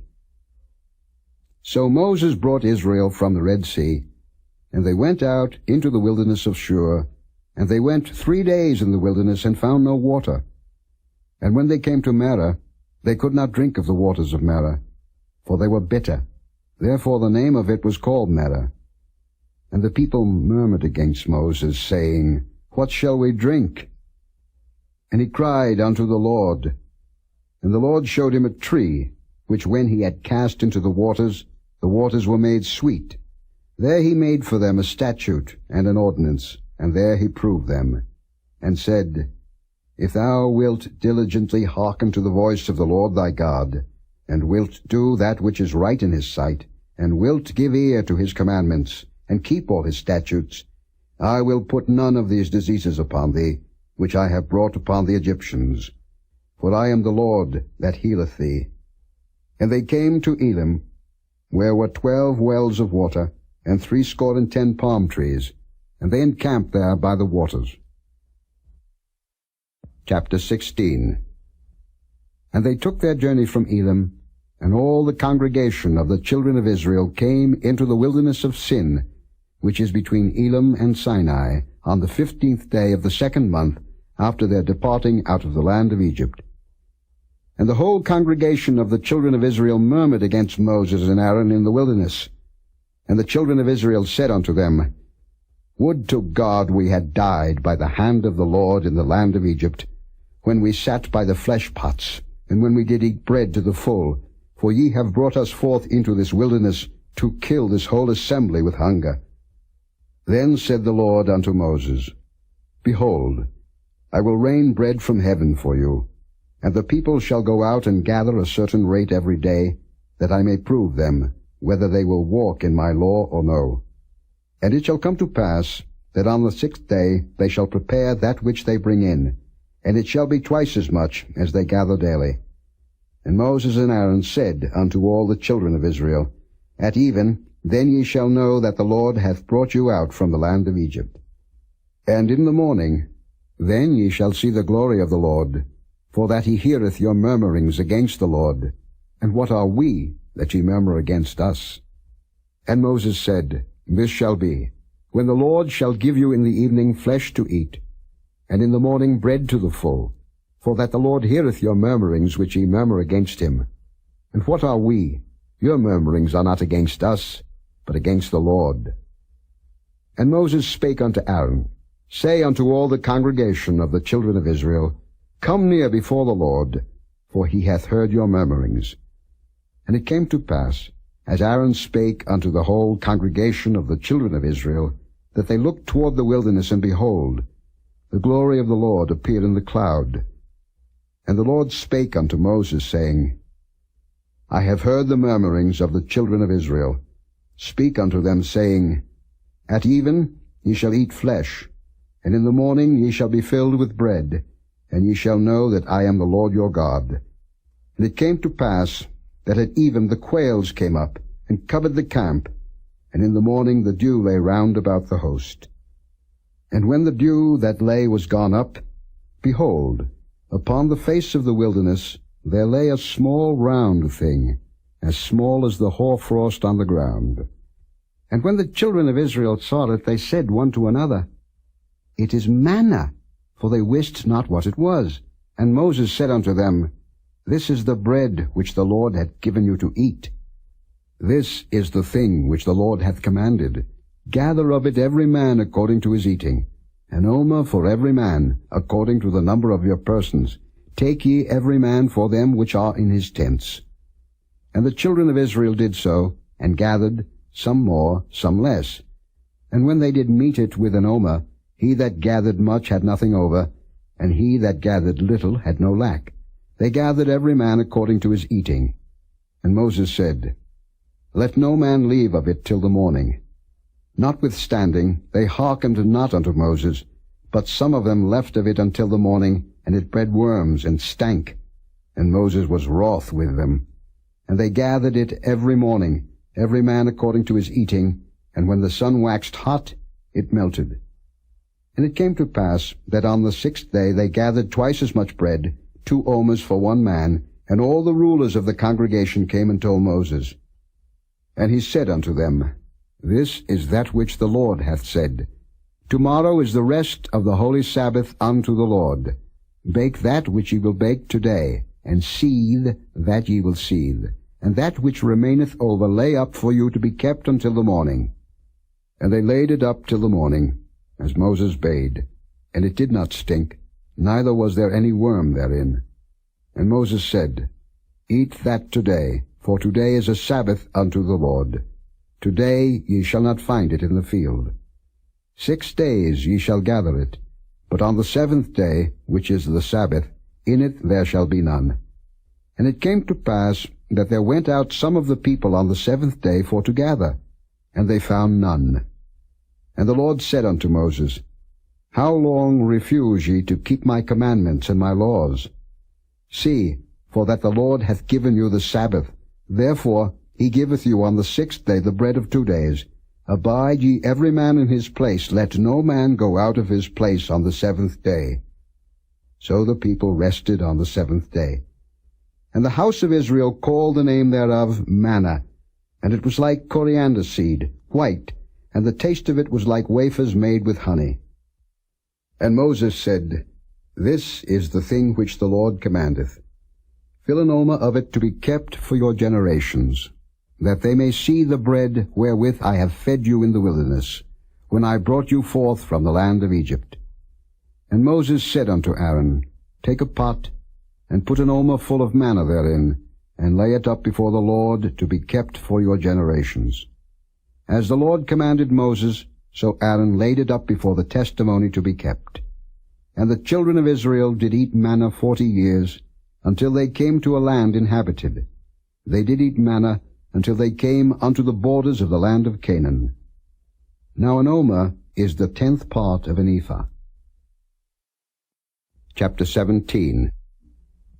And all the congregation of the children of Israel journeyed from the wilderness of Sin, after their journeys, according to the commandment of the Lord, and pitched in Rephidim, and there was no water for the people to drink. Wherefore the people did chide with Moses, and said, Give us water, that we may drink. And Moses said unto them, Why chide ye with me? Wherefore do ye tempt the Lord? And the people thirsted there for water, and the people murmured against Moses, and said, Wherefore is this that thou hast brought us up out of Egypt, to kill us and our children and our cattle with thirst? And Moses cried unto the Lord, saying, What shall I do unto this people? They be almost ready to stone me. And the Lord said unto Moses, Go on before the people, and take with thee of the elders of Israel, and thy rod wherewith thou smotest the river, take in thine hand, and go. Behold, I will stand before thee there upon the rock in Horeb, and thou shalt smite the rock, and there shall come water out of it, that the people may drink. And Moses did so in the sight of the elders of Israel. And he called the name of the place Massah and Meribah, because of the chiding of the children of Israel, and because they tempted the Lord, saying, Is the Lord among us or not? Then came Amalek, and fought with Israel in Rephidim. And Moses said unto Joshua, Choose us out men, and go out, fight with Amalek. Tomorrow I will stand on the top of the hill with the rod of God in mine hand. So Joshua did as Moses had said to him, and fought with Amalek. And Moses, Aaron, and Hur went up to the top of the hill. And it came to pass, when Moses held up his hand, that Israel prevailed, and when he let down his hand, Amalek prevailed. But Moses' hands were heavy, and they took a stone, and put it under him, and he sat thereon. And Aaron and Hur stayed up his hands, the one on the one side, and the other on the other side, and his hands were steady until the going down of the sun. And Joshua discomfited Amalek and his people with the edge of the sword. And the Lord said unto Moses, Write this for a memorial in a book, and rehearse it in the ears of Joshua, for I will utterly put out the remembrance of Amalek from under heaven. And Moses built an altar, and called the name of it Jehovah Nissi. For he said, Because the Lord hath sworn that the Lord will have war with Amalek from generation to generation. Chapter 18. When Jethro, the priest of Midian, Moses' father-in-law, heard of all that God had done for Moses and for Israel his people, and that the Lord had brought Israel out of Egypt, then Jethro, Moses' father-in-law, took Zipporah, Moses' wife, after he had sent her back, and her 2 sons, of which the name of the one was Gershom, for he said, I have been an alien in a strange land, and the name of the other was Eliezer, for the God of my father, said he, was mine help, and delivered me from the sword of Pharaoh. And Jethro, Moses' father-in-law, came with his sons and his wife unto Moses into the wilderness, where he encamped at the mount of God. And he said unto Moses, I, thy father-in-law Jethro, am come unto thee, and thy wife, and her 2 sons with her. And Moses went out to meet his father-in-law, and did obeisance, and kissed him, and they asked each other of their welfare, and they came into the tent. And Moses told his father-in-law all that the Lord had done unto Pharaoh, and to the Egyptians for Israel's sake, and all the travail that had come upon them by the way, and how the Lord delivered them. And Jethro rejoiced for all the goodness which the Lord had done to Israel, whom he had delivered out of the hand of the Egyptians. And Jethro said, Blessed be the Lord, who hath delivered you out of the hand of the Egyptians, and out of the hand of Pharaoh, who hath delivered the people from under the hand of the Egyptians. Now I know that the Lord is greater than all gods, for in the thing wherein they dealt proudly he was above them. And Jethro, Moses' father-in-law took a burnt offering and sacrifices for God. And Aaron came, and all the elders of Israel, to eat bread with Moses' father-in-law before God. And it came to pass on the morrow that Moses sat to judge the people, and the people stood by Moses from the morning unto the evening. And when Moses' father-in-law saw all that he did to the people, he said, What is this thing that thou doest to the people? Why sittest thou thyself alone, and all the people stand by thee from morning unto even? And Moses said unto his father-in-law, Because the people come unto me to inquire of God. When they have a matter, they come unto me, and I judge between one and another, and I do make them know the statutes of God and his laws. And Moses' father-in-law said unto him, The thing that thou doest is not good. Thou wilt surely wear away, both thou and this people that is with thee. For this thing is too heavy for thee. Thou art not able to perform it thyself alone. Hearken now unto my voice. I will give thee counsel, and God shall be with thee. Be thou for the people too Godward, that thou mayest bring the causes unto God. And thou shalt teach them ordinances and laws, and shalt show them the way wherein they must walk, and the work that they must do. Moreover, thou shalt provide out of all the people able men, such as fear God, men of truth, hating covetousness, and place such over them to be rulers of thousands, and rulers of hundreds, rulers of 50s, and rulers of 10s. And let them judge the people at all seasons. And it shall be that every great matter they shall bring unto thee, but every small matter they shall judge. So shall it be easier for thyself, and they shall bear the burden with thee. If thou shalt do this thing, and God command thee so, then thou shalt be able to endure, and all this people shall also go to their place in peace. So Moses hearkened to the voice of his father-in-law, and did all that he had said. And Moses chose able men out of all Israel, and made them heads over the people, rulers of thousands, rulers of hundreds, rulers of 50s, and rulers of 10s. And they judged the people at all seasons. The hard causes they brought unto Moses, but every small matter they judged themselves. And Moses let his father-in-law depart, and he went his way into his own land. Chapter 19. In the 3rd month, when the children of Israel were gone forth out of the land of Egypt, the same day came they into the wilderness of Sinai. For they were departed from Rephidim, and were come to the desert of Sinai, and had pitched in the wilderness, and there Israel camped before the mount. And Moses went up unto God, and the Lord called unto him out of the mountain, saying, Thus shalt thou say to the house of Jacob, and tell the children of Israel, Ye have seen what I did unto the Egyptians, and how I bare you on eagle's wings, and brought you unto myself. Now therefore, if ye will obey my voice indeed, and keep my covenant, then ye shall be a peculiar treasure unto me above all people, for all the earth is mine. And ye shall be unto me a kingdom of priests, and an holy nation. These are the words which thou shalt speak unto the children of Israel. And Moses came and called for the elders of the people, and laid before their faces all these words which the Lord commanded him. And all the people answered together and said, All that the Lord hath spoken we will do. And Moses returned the words of the people unto the Lord. And the Lord said unto Moses, Lo, I come unto thee in a thick cloud, that the people may hear when I speak with thee, and believe thee forever. And Moses told the words of the people unto the Lord.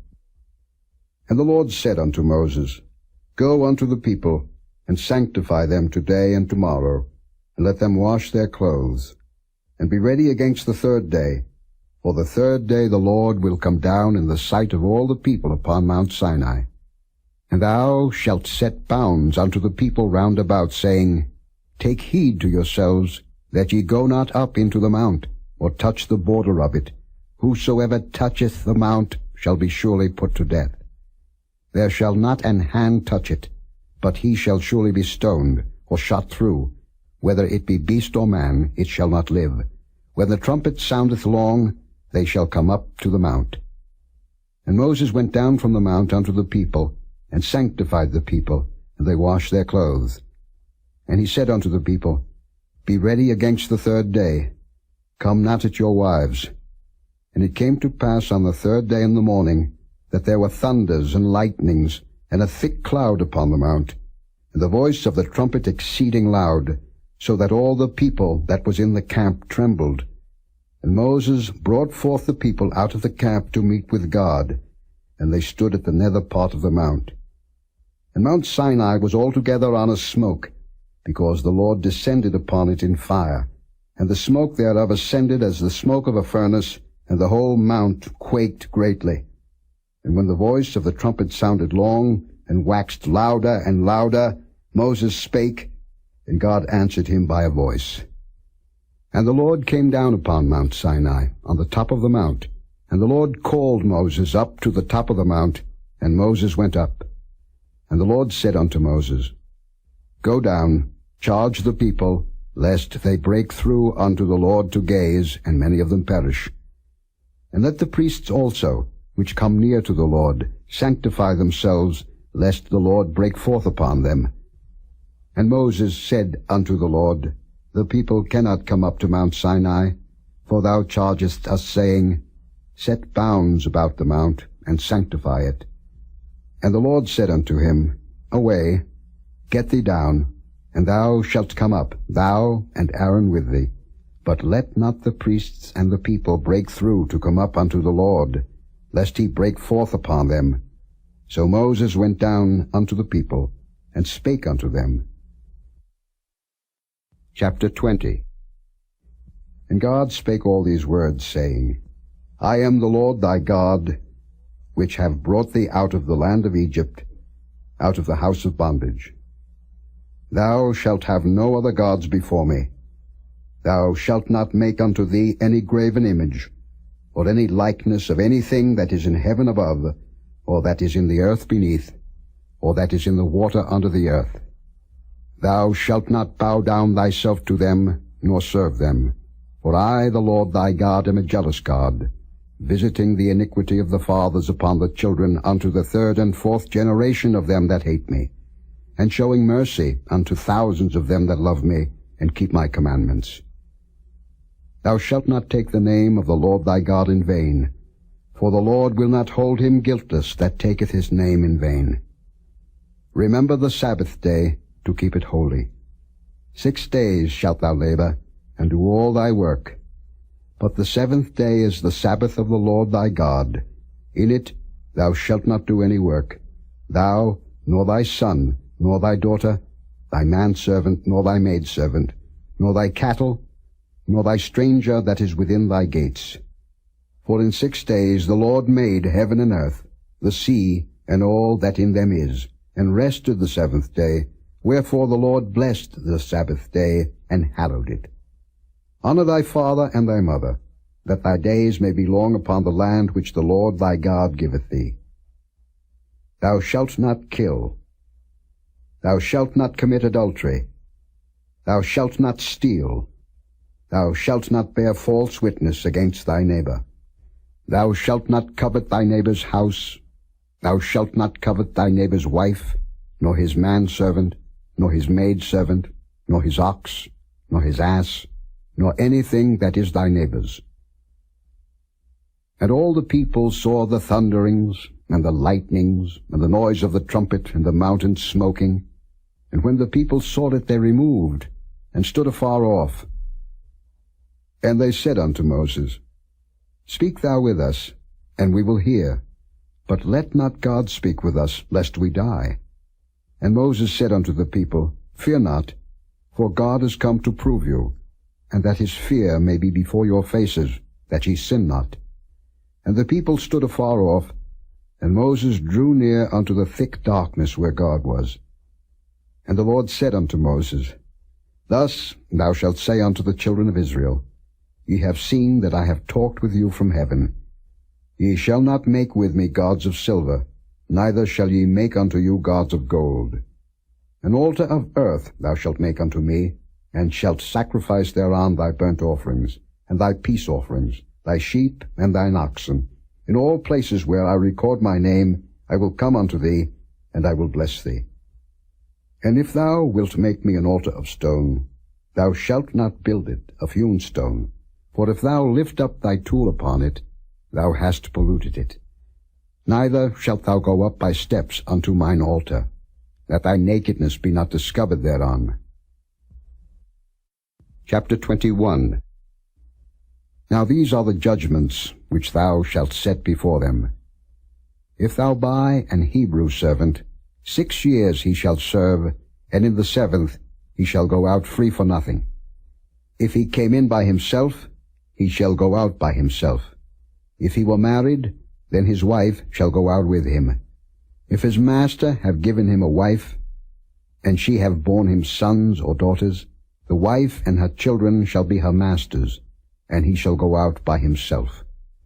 And if the servant shall plainly say, I love my master, my wife, and my children, I will not go out free, then his master shall bring him unto the judges.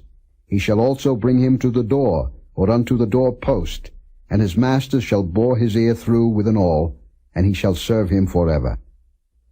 And if a man sell his daughter to be a maidservant, she shall not go out as the men servants do. If she please not her master, who hath betrothed her to himself, then shall he let her be redeemed. To sell her unto a strange nation he shall have no power, seeing he hath dealt deceitfully with her. And if he have betrothed her unto his son, he shall deal with her after the manner of daughters. If he take him another wife, her food, her raiment, and her duty of marriage shall he not diminish. And if he do not these 3 unto her, then shall she go out free without money. He that smiteth a man, so that he die, shall be surely put to death. And if a man lie not in wait, but God deliver him into his hand, then I will appoint thee a place whither he shall flee. But if a man come presumptuously upon his neighbor to slay him with guile, thou shalt take him from mine altar, that he may die. And he that smiteth his father or his mother shall be surely put to death. And he that stealeth a man, and selleth him, or if he be found in his hand, he shall surely be put to death. And he that curseth his father or his mother shall surely be put to death. And if men strive together, and one smite another with a stone, or with his fist, and he die not, but keepeth his bed, if he rise again, and walk abroad upon his staff, then shall he that smote him be quit. Only he shall pay for the loss of his time, and shall cause him to be thoroughly healed. And if a man smite his servant, or his maid with a rod, and he die under his hand, he shall be surely punished. Notwithstanding, if he continue a day or 2, he shall not be punished, for he is his money. If men strive, and hurt a woman with child, so that her fruit depart from her, and yet no mischief follow, he shall be surely punished, according as the woman's husband will lay upon him, and he shall pay as the judges determine. And if any mischief follow, then thou shalt give life for life, eye for eye, tooth for tooth, hand for hand, foot for foot, burning for burning, wound for wound, stripe for stripe. And if a man smite the eye of his servant, or the eye of his maid, that it perish, he shall let him go free for his eye's sake. And if he smite out his manservant's tooth, or his maidservant's tooth, he shall let him go free for his tooth's sake. If an ox gore a man or a woman, that they die, then the ox shall be surely stoned, and his flesh shall not be eaten, but the owner of the ox shall be quit. But if the ox were wont to push with his horn in time past, and it hath been testified to his owner, and he hath not kept him in, but that he hath killed a man or a woman, the ox shall be stoned, and his owner also shall be put to death. If there be laid on him a sum of money, then he shall give for the ransom of his life whatsoever is laid upon him. Whether he have gored a son, or have gored a daughter, according to this judgment shall it be done unto him. If the ox shall push a manservant or a maidservant, he shall give unto their master 30 shekels of silver, and the ox shall be stoned. And if a man shall open a pit, or if a man shall dig a pit, and not cover it, and an ox or an ass fall therein, the owner of the pit shall make it good, and give money unto the owner of them, and the dead beast shall be his. And if one man's ox hurt another's, that he die, then they shall sell the live ox, and divide the money of it, and the dead ox also they shall divide. Or if it be known that the ox hath used to push in time past, and his owner hath not kept him in, he shall surely pay ox for ox, and the dead shall be his own. Chapter 22. If a man shall steal an ox or a sheep, and kill it or sell it, he shall restore 5 oxen for an ox, and 4 sheep for a sheep. If a thief be found breaking up, and be smitten that he die, there shall no blood be shed for him. If the sun be risen upon him, there shall be blood shed for him, for he should make full restitution. If he have nothing, then he shall be sold for his theft. If the theft be certainly found in his hand alive, whether it be ox or ass or sheep, he shall restore double. If a man shall cause a field or vineyard to be eaten, and shall put in his beast, and shall feed in another man's field, of the best of his own field, and of the best of his own vineyard, shall he make restitution. If fire break out, and catch in thorns, so that the stacks of corn, or the standing corn, or the field be consumed therewith, he that kindled the fire shall surely make restitution. If a man shall deliver unto his neighbor money or stuff to keep, and it be stolen out of the man's house, if the thief be found, let him pay double. If the thief be not found, then the master of the house shall be brought unto the judges, to see whether he have put his hand unto his neighbor's goods.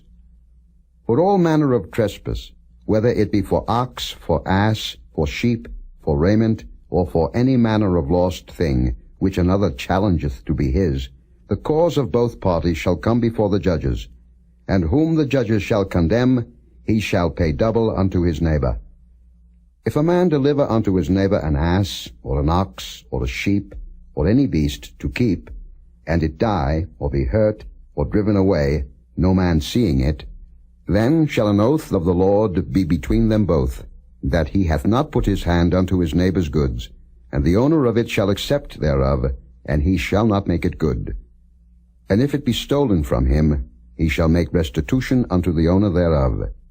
If it be torn in pieces, then let him bring it for witness, and he shall not make good that which was torn. And if a man borrow aught of his neighbor, and it be hurt or die, the owner thereof being not with it, he shall surely make it good. But if the owner thereof be with it, he shall not make it good. If it be an hired thing, it came for his hire. And if a man entice a maid that is not betrothed, and lie with her, he shall surely endow her to be his wife. If her father utterly refuse to give her unto him, he shall pay money according to the dowry of virgins. Thou shalt not suffer a witch to live. Whosoever lieth with a beast shall surely be put to death. He that sacrificeth unto any god, save unto the Lord only, he shall be utterly destroyed. Thou shalt neither vex a stranger, nor oppress him, for ye were strangers in the land of Egypt. Ye shall not afflict any widow or fatherless child. If thou afflict them in any wise, and they cry at all unto me, I will surely hear their cry, and my wrath shall wax hot, and I will kill you with the sword, and your wives shall be widows, and your children fatherless. If thou lend money to any of my people that is poor by thee, thou shalt not be to him as an usurer, neither shalt thou lay upon him usury. If thou at all take thy neighbor's raiment to pledge, thou shalt deliver it unto him by that the sun goeth down. For that is his covering only, it is his raiment for his skin, wherein shall he sleep? And it shall come to pass, when he crieth unto me, that I will hear, for I am gracious. Thou shalt not revile the gods, nor curse the ruler of thy people. Thou shalt not delay to offer the first of thy ripe fruits, and of thy liquors, the firstborn of thy sons shalt thou give unto me. Likewise shalt thou do with thine oxen, and with thy sheep. 7 days it shall be with his dam. On the 8th day thou shalt give it me. And ye shall be holy men unto me. Neither shall ye eat any flesh that is torn of beasts in the field. Ye shall cast it to the dogs. Chapter 23.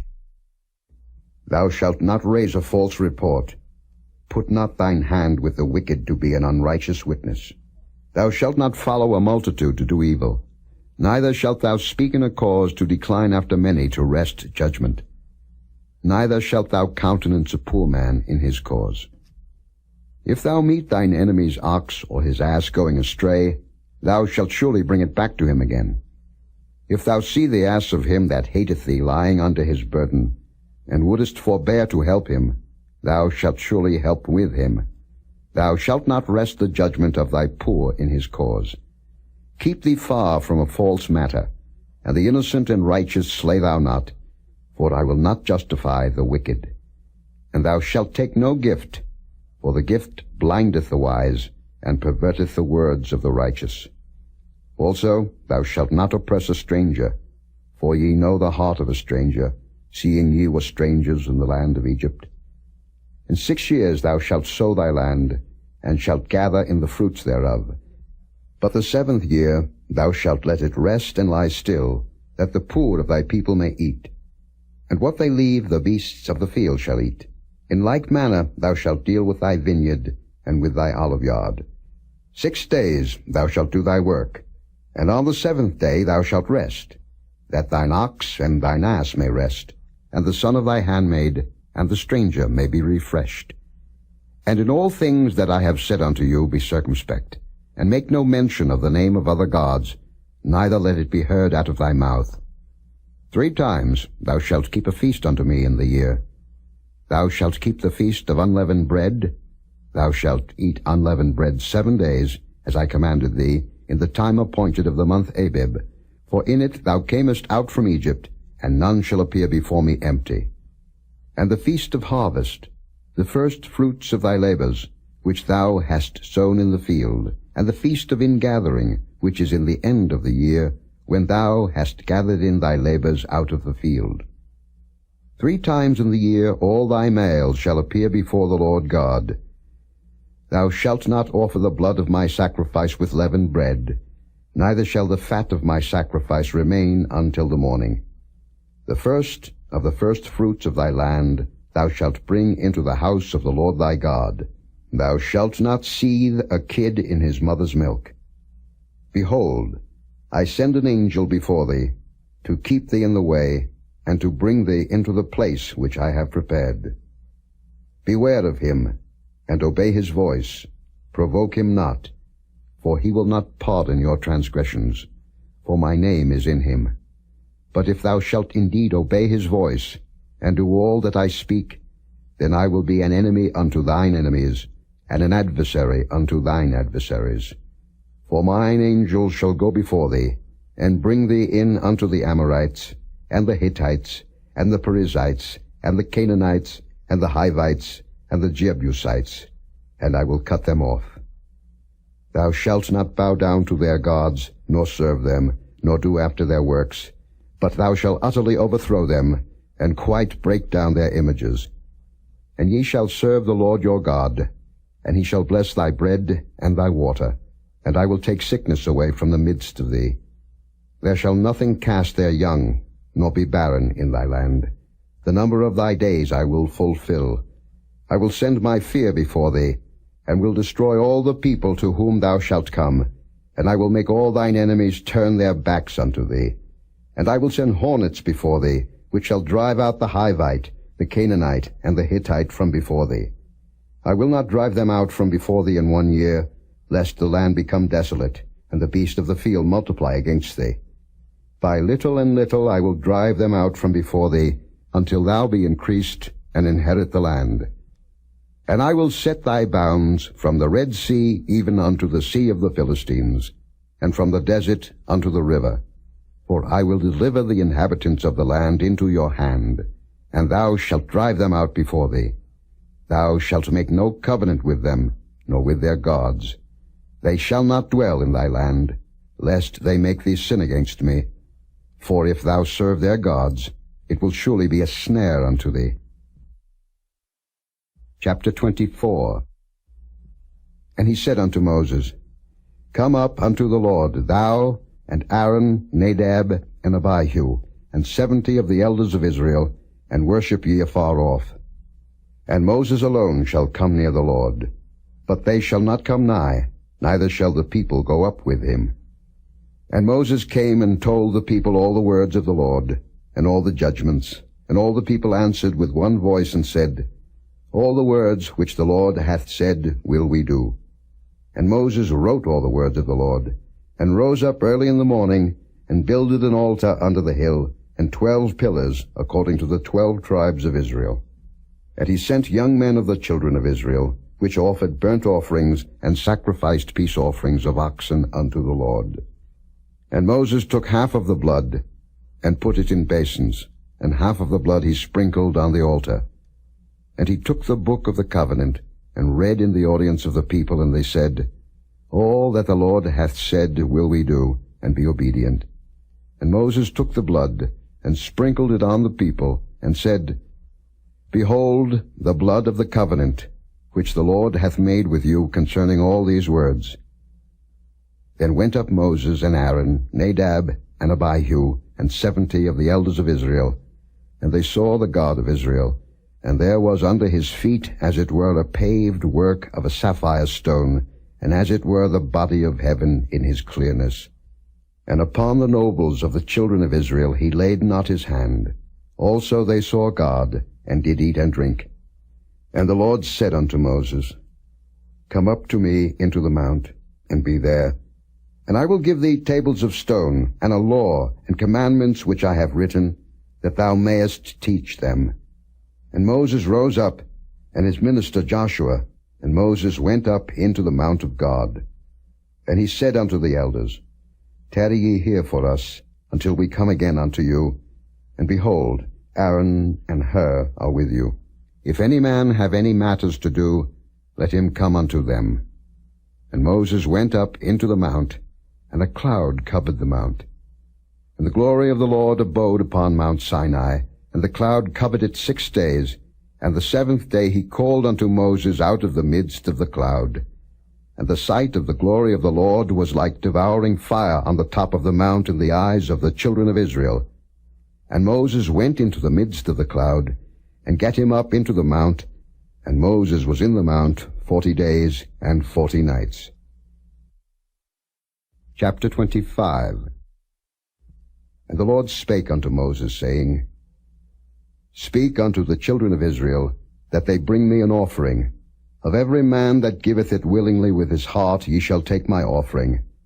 And this is the offering which ye shall take of them, gold, and silver, and brass, and blue, and purple, and scarlet, and fine linen, and goat's hair, and ram skins dyed red, and badgers' skins, and shittim wood, oil for the light, spices for anointing oil, and for sweet incense, onyx stones, and stones to be set in the ephod, and in the breastplate. And let them make me a sanctuary, that I may dwell among them. According to all that I show thee, after the pattern of the tabernacle, and the pattern of all the instruments thereof, even so shall ye make it. And they shall make an ark of shittim wood. 2 cubits and a half shall be the length thereof, and a cubit and a half the breadth thereof, and a cubit and a half the height thereof. And thou shalt overlay it with pure gold. Within and without shalt thou overlay it, and shalt make upon it a crown of gold round about. And thou shalt cast 4 rings of gold for it, and put them in the 4 corners thereof. And 2 rings shall be in the one side of it, and 2 rings in the other side of it. And thou shalt make staves of shittim wood, and overlay them with gold. And thou shalt put the staves into the rings by the sides of the ark, that the ark may be borne with them. The staves shall be in the rings of the ark, they shall not be taken from it. And thou shalt put into the ark the testimony which I shall give thee. And thou shalt make a mercy seat of pure gold. 2 cubits and a half shall be the length thereof, and a cubit and a half the breadth thereof. And thou shalt make 2 cherubims of gold. Of beaten work shalt thou make them in the 2 ends of the mercy seat. And make 1 cherub on the one end, and the other cherub on the other end. Even of the mercy seat shall ye make the cherubims on the two ends thereof. And the cherubims shall stretch forth their wings on high, covering the mercy seat with their wings, and their faces shall look one to another. Toward the mercy seat shall the faces of the cherubims be. And thou shalt put the mercy seat above upon the ark, and in the ark thou shalt put the testimony that I shall give thee. And there I will meet with thee, and I will commune with thee from above the mercy seat, from between the two cherubims which are upon the ark of the testimony, of all things which I will give thee in commandment unto the children of Israel. Thou shalt also make a table of shittim wood. 2 cubits shall be the length thereof, and a cubit the breadth thereof, and a cubit and a half the height thereof. And thou shalt overlay it with pure gold, and make thereto a crown of gold round about. And thou shalt make unto it a border of an handbreadth round about, and thou shalt make a golden crown to the border thereof round about. And thou shalt make for it 4 rings of gold, and put the rings in the 4 corners that are on the 4 feet thereof. Over against the border shall the rings be for places of the staves to bear the table. And thou shalt make the staves of shittim wood, and overlay them with gold, that the table may be borne with them. And thou shalt make the dishes thereof, and spoons thereof, and covers thereof, and bowls thereof, to cover withal. Of pure gold shalt thou make them. And thou shalt set upon the table showbread before me alway. And thou shalt make a candlestick of pure gold. Of beaten work shall the candlestick be made, his shaft, and his branches, his bowls, his knops, and his flowers shall be of the same. And 6 branches shall come out of the sides of it, 3 branches of the candlestick out of the one side, and 3 branches of the candlestick out of the other side. 3 bowls made like unto almonds, with a knop and a flower in one branch, and 3 bowls made like almonds in the other branch, with a knop and a flower, so in the 6 branches that come out of the candlestick. And in the candlestick shall be 4 bowls, made like unto almonds, with their knops and their flowers.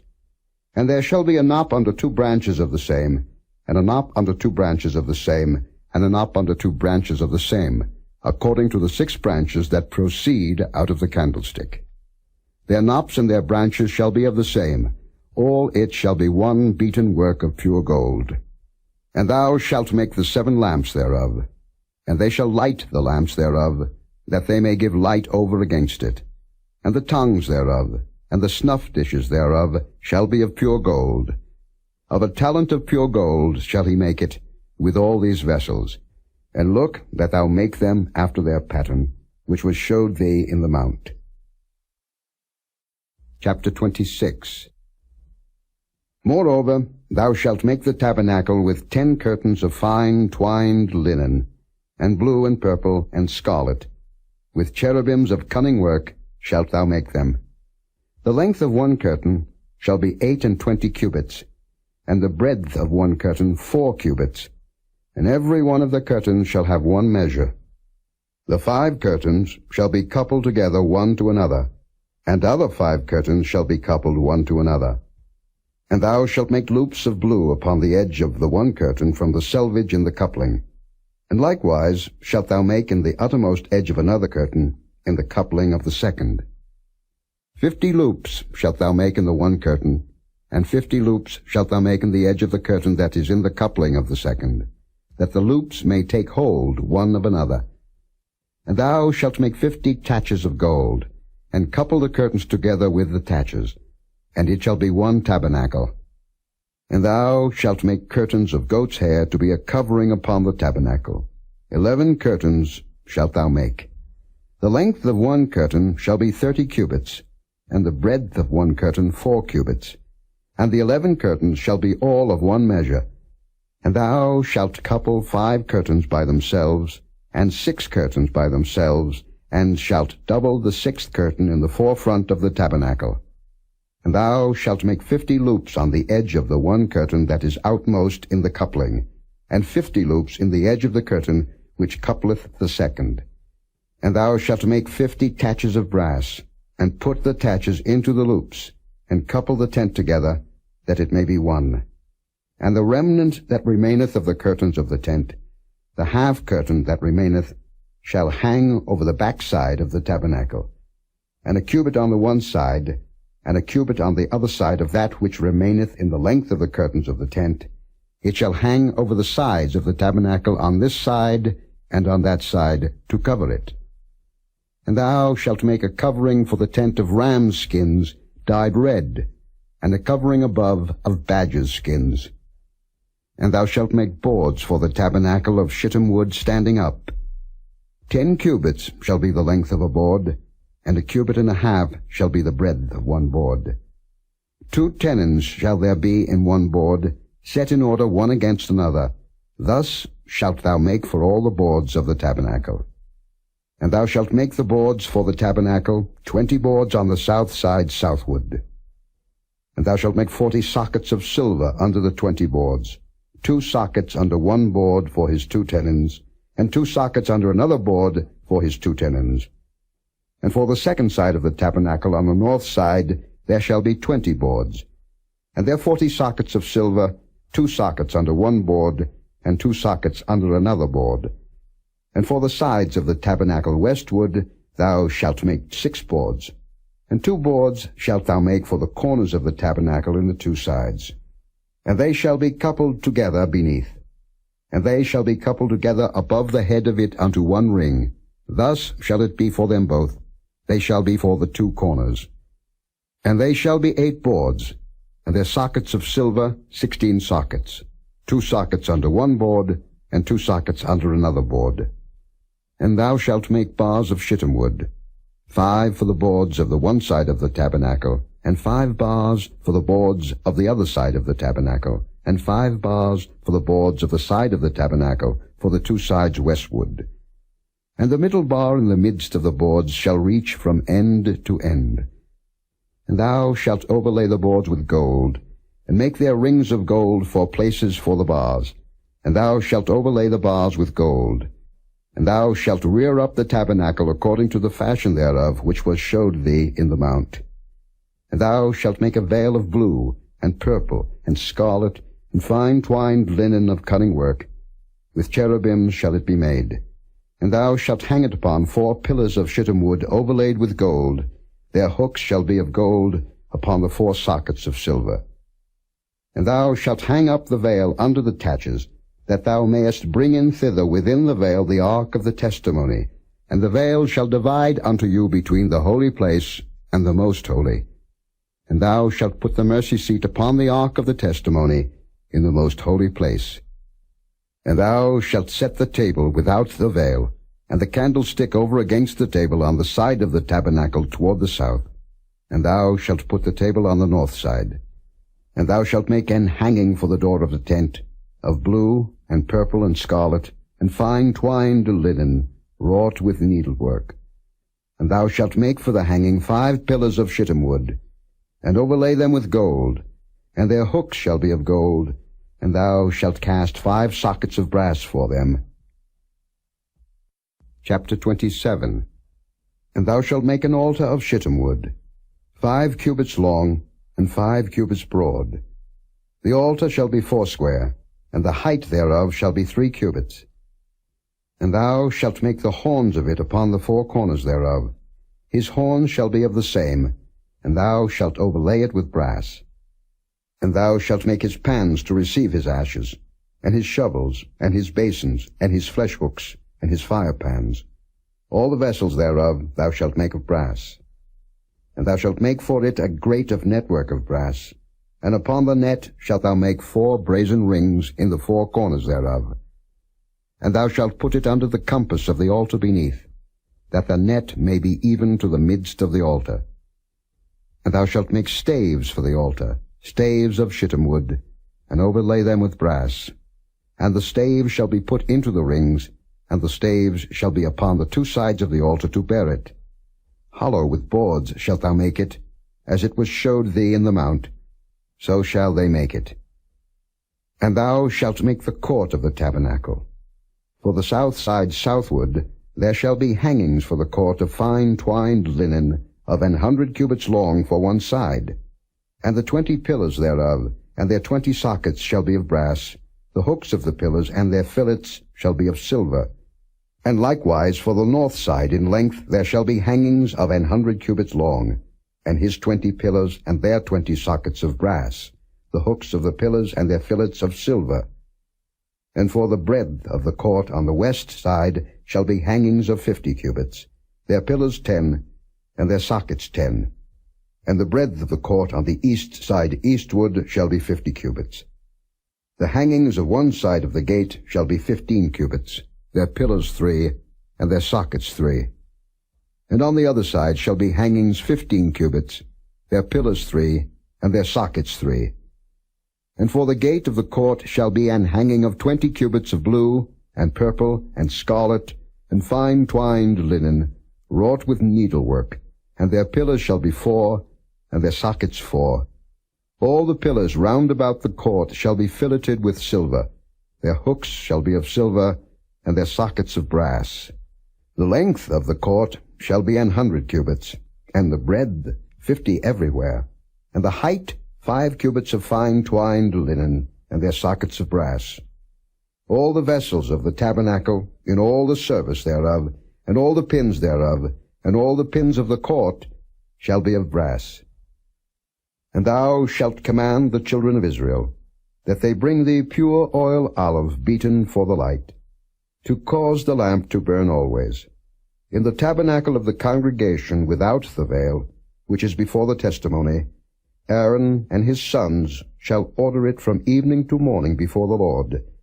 It shall be a statute forever unto their generations on the behalf of the children of Israel. Chapter 28. And take thou unto thee Aaron thy brother, and his sons with him, from among the children of Israel, that he may minister unto me in the priest's office, even Aaron, Nadab, and Abihu, Eleazar and Ithamar, Aaron's sons. And thou shalt make holy garments for Aaron thy brother, for glory and for beauty. And thou shalt speak unto all that are wise-hearted, whom I have filled with the spirit of wisdom, that they may make Aaron's garments to consecrate him, that he may minister unto me in the priest's office.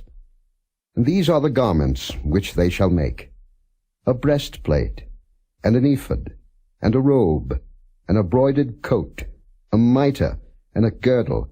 And they shall make holy garments for Aaron thy brother and his sons, that he may minister unto me in the priest's office. And they shall take gold, and blue, and purple, and scarlet, and fine linen.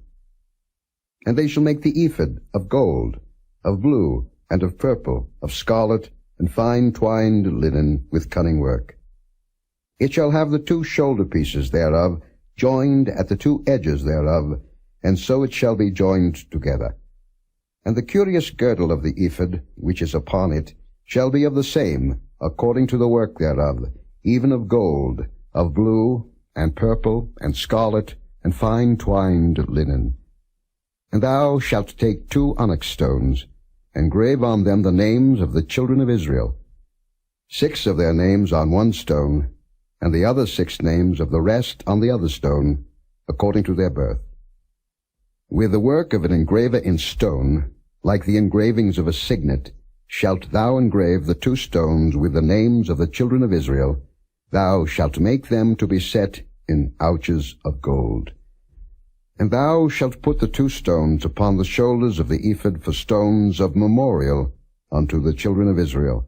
And Aaron shall bear their names before the Lord upon his 2 shoulders for a memorial.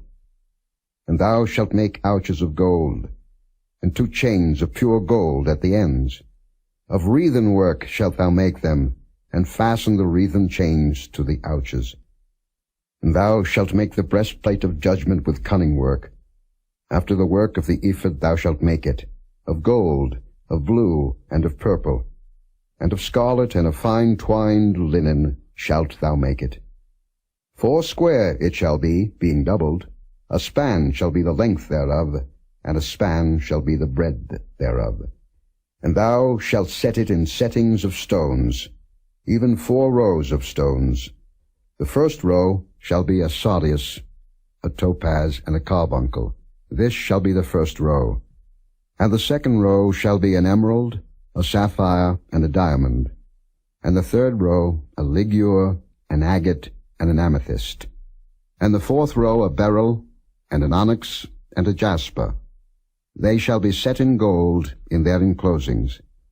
And the stones shall be with the names of the children of Israel, 12, according to their names, like the engravings of a signet.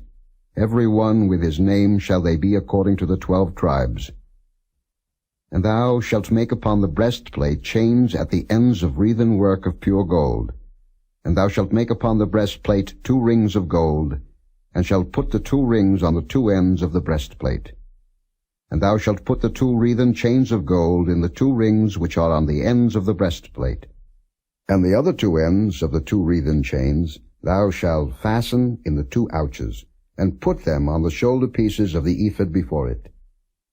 And thou shalt make 2 rings of gold, and thou shalt put them upon the 2 ends of the breastplate in the border thereof, which is in the side of the ephod inward.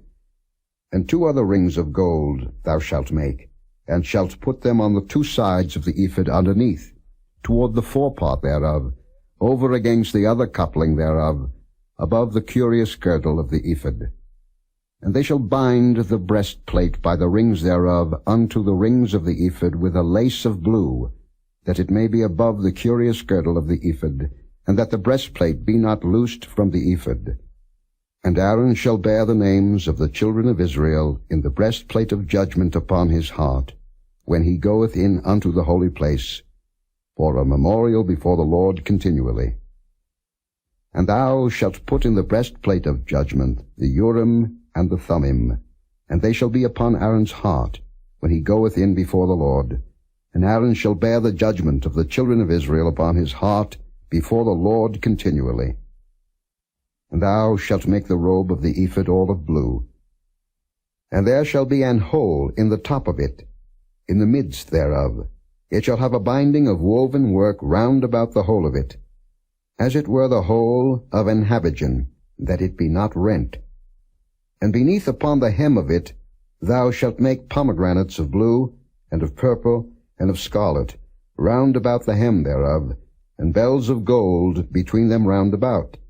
A golden bell and a pomegranate, a golden bell and a pomegranate upon the hem of the robe round about. And it shall be upon Aaron to minister, and his sound shall be heard when he goeth in unto the holy place before the Lord, and when he cometh out, that he die not. And thou shalt make a plate of pure gold, engrave upon it, like the engravings of a signet, Holiness to the Lord. And thou shalt put it on a blue lace, that it may be upon the mitre. Upon the forefront of the mitre it shall be. And it shall be upon Aaron's forehead, that Aaron may bear the iniquity of the holy things, which the children of Israel shall hallow in all their holy gifts. And it shall be always upon his forehead, that they may be accepted before the Lord. And thou shalt embroider the coat of fine linen, and thou shalt make the mitre of fine linen, and thou shalt make the girdle of needlework. And for Aaron's sons thou shalt make coats, and thou shalt make for them girdles, and bonnets shalt thou make for them, for glory and for beauty.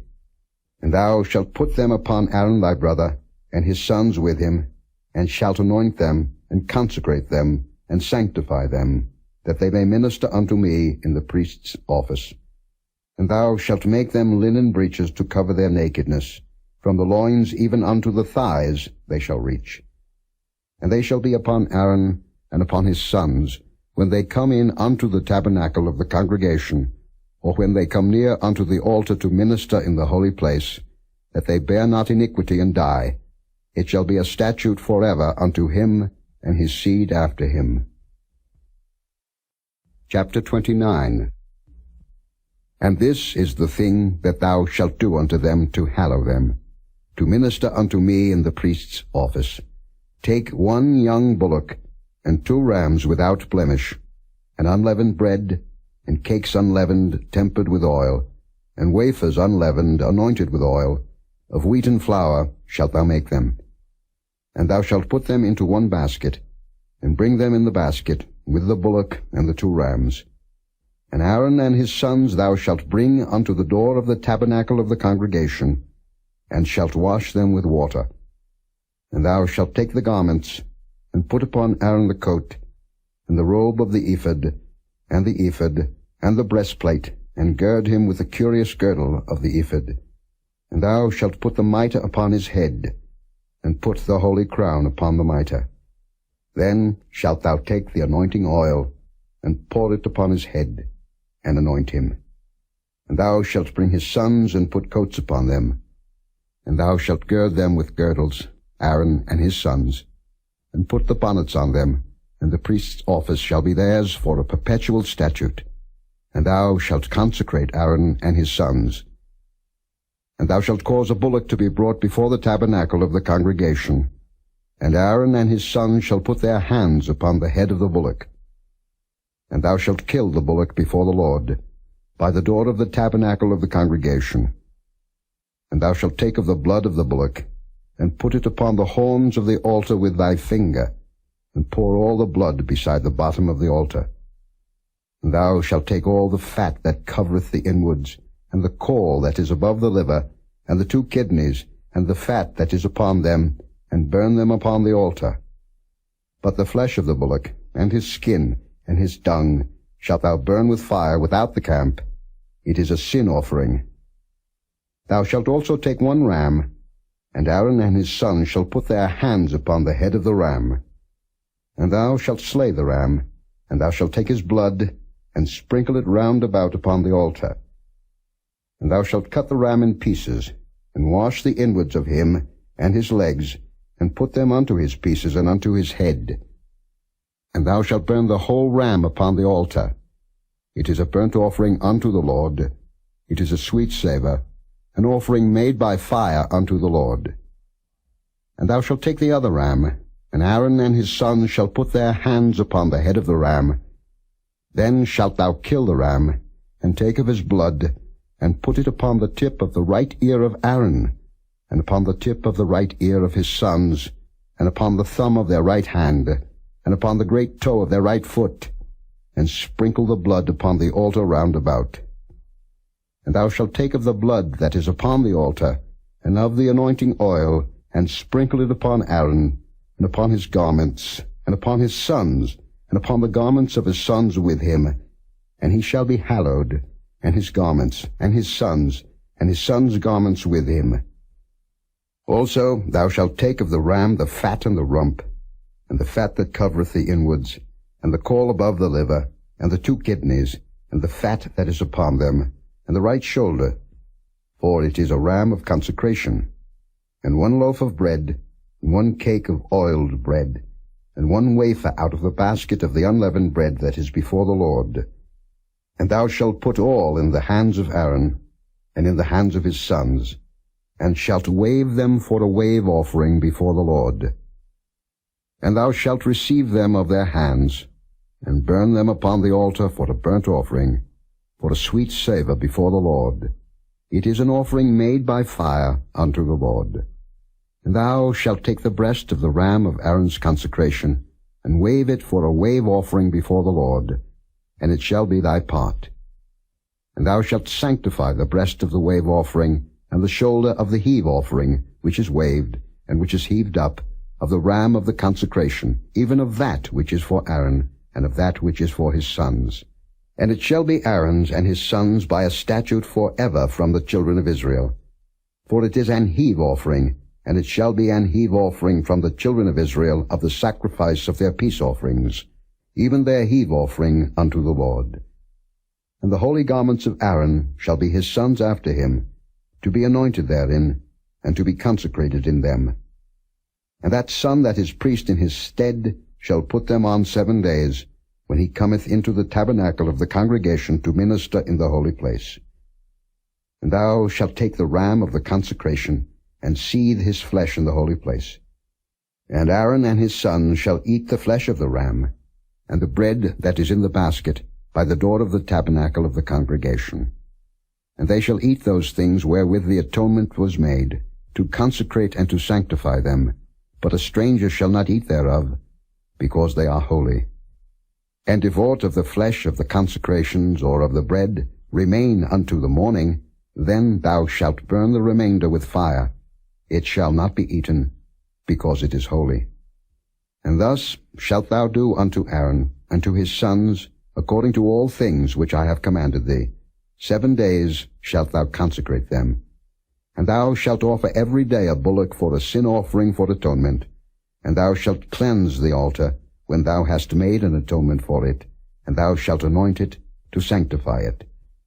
7 days thou shalt make an atonement for the altar, and sanctify it. And it shall be an altar most holy. Whatsoever toucheth the altar shall be holy. Now this is that which thou shalt offer upon the altar: 2 lambs of the first year, day by day continually. The one lamb thou shalt offer in the morning, and the other lamb thou shalt offer at even. And with the one lamb 1/10 deal of flour mingled with the 4th part of an hin of beaten oil, and the 4th part of an hin of wine for a drink offering. And the other lamb thou shalt offer at even, and shalt do thereto according to the meat offering of the morning, and according to the drink offering thereof, for a sweet savour, an offering made by fire unto the Lord. This shall be a continual burnt offering throughout your generations at the door of the tabernacle of the congregation before the Lord, where I will meet you, to speak there unto thee. And there I will meet with the children of Israel, and the tabernacle shall be sanctified by my glory. And I will sanctify the tabernacle of the congregation and the altar. I will sanctify also both Aaron and his sons to minister to me in the priest's office. And I will dwell among the children of Israel, and will be their God. And they shall know that I am the Lord their God, that brought them forth out of the land of Egypt, that I may dwell among them. I am the Lord their God. Chapter 30.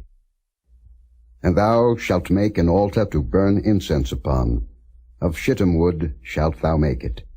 1 cubit shall be the length thereof, and 1 cubit the breadth thereof. 4 square shall it be, and 2 cubits shall be the height thereof. The horns thereof shall be of the same. And thou shalt overlay it with pure gold, the top thereof, and the sides thereof round about, and the horns thereof, and thou shalt make unto it a crown of gold round about. And 2 golden rings shalt thou make to it under the crown of it, by the 2 corners thereof. Upon the 2 sides of it shalt thou make it, and they shall be for places for the staves to bear it withal. And thou shalt make the staves of shittim wood, and overlay them with gold. And thou shalt put it before the veil that is by the ark of the testimony, before the mercy seat that is over the testimony, where I will meet with thee. And Aaron shall burn thereon sweet incense every morning. When he dresseth the lamps, he shall burn incense upon it. And when Aaron lighteth the lamps at even, he shall burn incense upon it, a perpetual incense before the Lord throughout your generations. Ye shall offer no strange incense thereon, nor burnt sacrifice, nor meat offering, neither shall ye pour drink offering thereon. And Aaron shall make an atonement upon the horns of it once in a year, with the blood of the sin offering of atonements. Once in the year shall he make atonement upon it throughout your generations. It is most holy unto the Lord. And the Lord spake unto Moses, saying, When thou takest the sum of the children of Israel after their number, then shall they give every man a ransom for his soul unto the Lord, when thou numberest them, that there be no plague among them, when thou numberest them. This they shall give, every one that passeth among them that are numbered, 1/2 shekel after the shekel of the sanctuary. A shekel is 20 gerahs, and 1/2 shekel shall be the offering of the Lord. Every one that passeth among them that are numbered, from 20 years old and above, shall give an offering unto the Lord. The rich shall not give more, and the poor shall not give less than 1/2 shekel, when they give an offering unto the Lord, to make an atonement for your souls. And thou shalt take the atonement money of the children of Israel, and shalt appoint it for the service of the tabernacle of the congregation, that it may be a memorial unto the children of Israel before the Lord, to make an atonement for your souls. And the Lord spake unto Moses, saying, Thou shalt also make a laver of brass, and his foot also of brass, to wash withal. And thou shalt put it between the tabernacle of the congregation and the altar, and thou shalt put water therein. For Aaron and his sons shall wash their hands and their feet thereat. When they go into the tabernacle of the congregation, they shall wash with water, that they die not. Or when they come near to the altar to minister, to burn offering made by fire unto the Lord. So they shall wash their hands and their feet, that they die not. And it shall be a statute forever to them, even to him and to his seed throughout their generations. Moreover, the Lord spake unto Moses, saying, Take thou also unto thee principal spices, of pure myrrh 500 shekels, and of sweet cinnamon half so much, even 250 shekels, and of sweet calamus 250 shekels, and of cassia 500 shekels, after the shekel of the sanctuary, and of oil olive and hin. And thou shalt make it an oil of holy ointment, an ointment compound after the art of the apothecary. It shall be an holy anointing oil. And thou shalt anoint the tabernacle of the congregation therewith, and the ark of the testimony, and the table and all his vessels, and the candlestick and his vessels, and the altar of incense, and the altar of burnt offering with all his vessels, and the laver and his foot. And thou shalt sanctify them, that they may be most holy. Whatsoever toucheth them shall be holy. And thou shalt anoint Aaron and his sons, and consecrate them, that they may minister unto me in the priest's office. And thou shalt speak unto the children of Israel, saying, This shall be an holy anointing oil unto me throughout your generations. Upon man's flesh shall it not be poured, neither shall ye make any other like it, after the composition of it. It is holy, and it shall be holy unto you. Whosoever compoundeth any like it, or whosoever putteth any of it upon a stranger, shall even be cut off from his people. And the Lord said unto Moses, Take unto thee sweet spices, stacte, and onycha, and galbanum, these sweet spices with pure frankincense, of each shall there be a like weight. And thou shalt make it a perfume, a confection after the art of the apothecary, tempered together, pure and holy. And thou shalt beat some of it very small, and put of it before the testimony in the tabernacle of the congregation, where I will meet with thee. It shall be unto you most holy. And as for the perfume which thou shalt make, ye shall not make to yourselves according to the composition thereof. It shall be unto thee holy for the Lord. Whosoever shall make like unto that, to smell thereto, shall even be cut off from his people. Chapter 31. And the Lord spake unto Moses, saying, See, I have called by name Bezaleel, the son of Uri, the son of Hur, of the tribe of Judah. And I have filled him with the Spirit of God, in wisdom, and in understanding, and in knowledge, and in all manner of workmanship, to devise cunning works, to work in gold, and in silver, and in brass, and in cutting of stones, to set them, and in carving of timber, to work in all manner of workmanship. And I, behold, I have given with him Aholiab, the son of Ahisamach, of the tribe of Dan, and in the hearts of all that are wise-hearted I have put wisdom, that they may make all that I have commanded thee. The tabernacle of the congregation, and the ark of the testimony, and the mercy seat that is thereupon, and all the furniture of the tabernacle, and the table and his furniture, and the pure candlestick with all his furniture, and the altar of incense, and the altar of burnt offering with all his furniture, and the laver and his foot, and the cloths of service, and the holy garments for Aaron the priest, and the garments of his sons, to minister in the priest's office, and the anointing oil, and sweet incense for the holy place, according to all that I have commanded thee shall they do. And the Lord spake unto Moses, saying, Speak thou also unto the children of Israel, saying, Verily my Sabbaths ye shall keep, for it is a sign between me and you throughout your generations, that ye may know that I am the Lord that doth sanctify you. Ye shall keep the Sabbath therefore, for it is holy unto you. Every one that defileth it shall surely be put to death. For whosoever doeth any work therein, that soul shall be cut off from among his people. 6 days may work be done, but in the 7th is the Sabbath of rest, holy to the Lord. Whosoever doeth any work in the Sabbath day, he shall surely be put to death.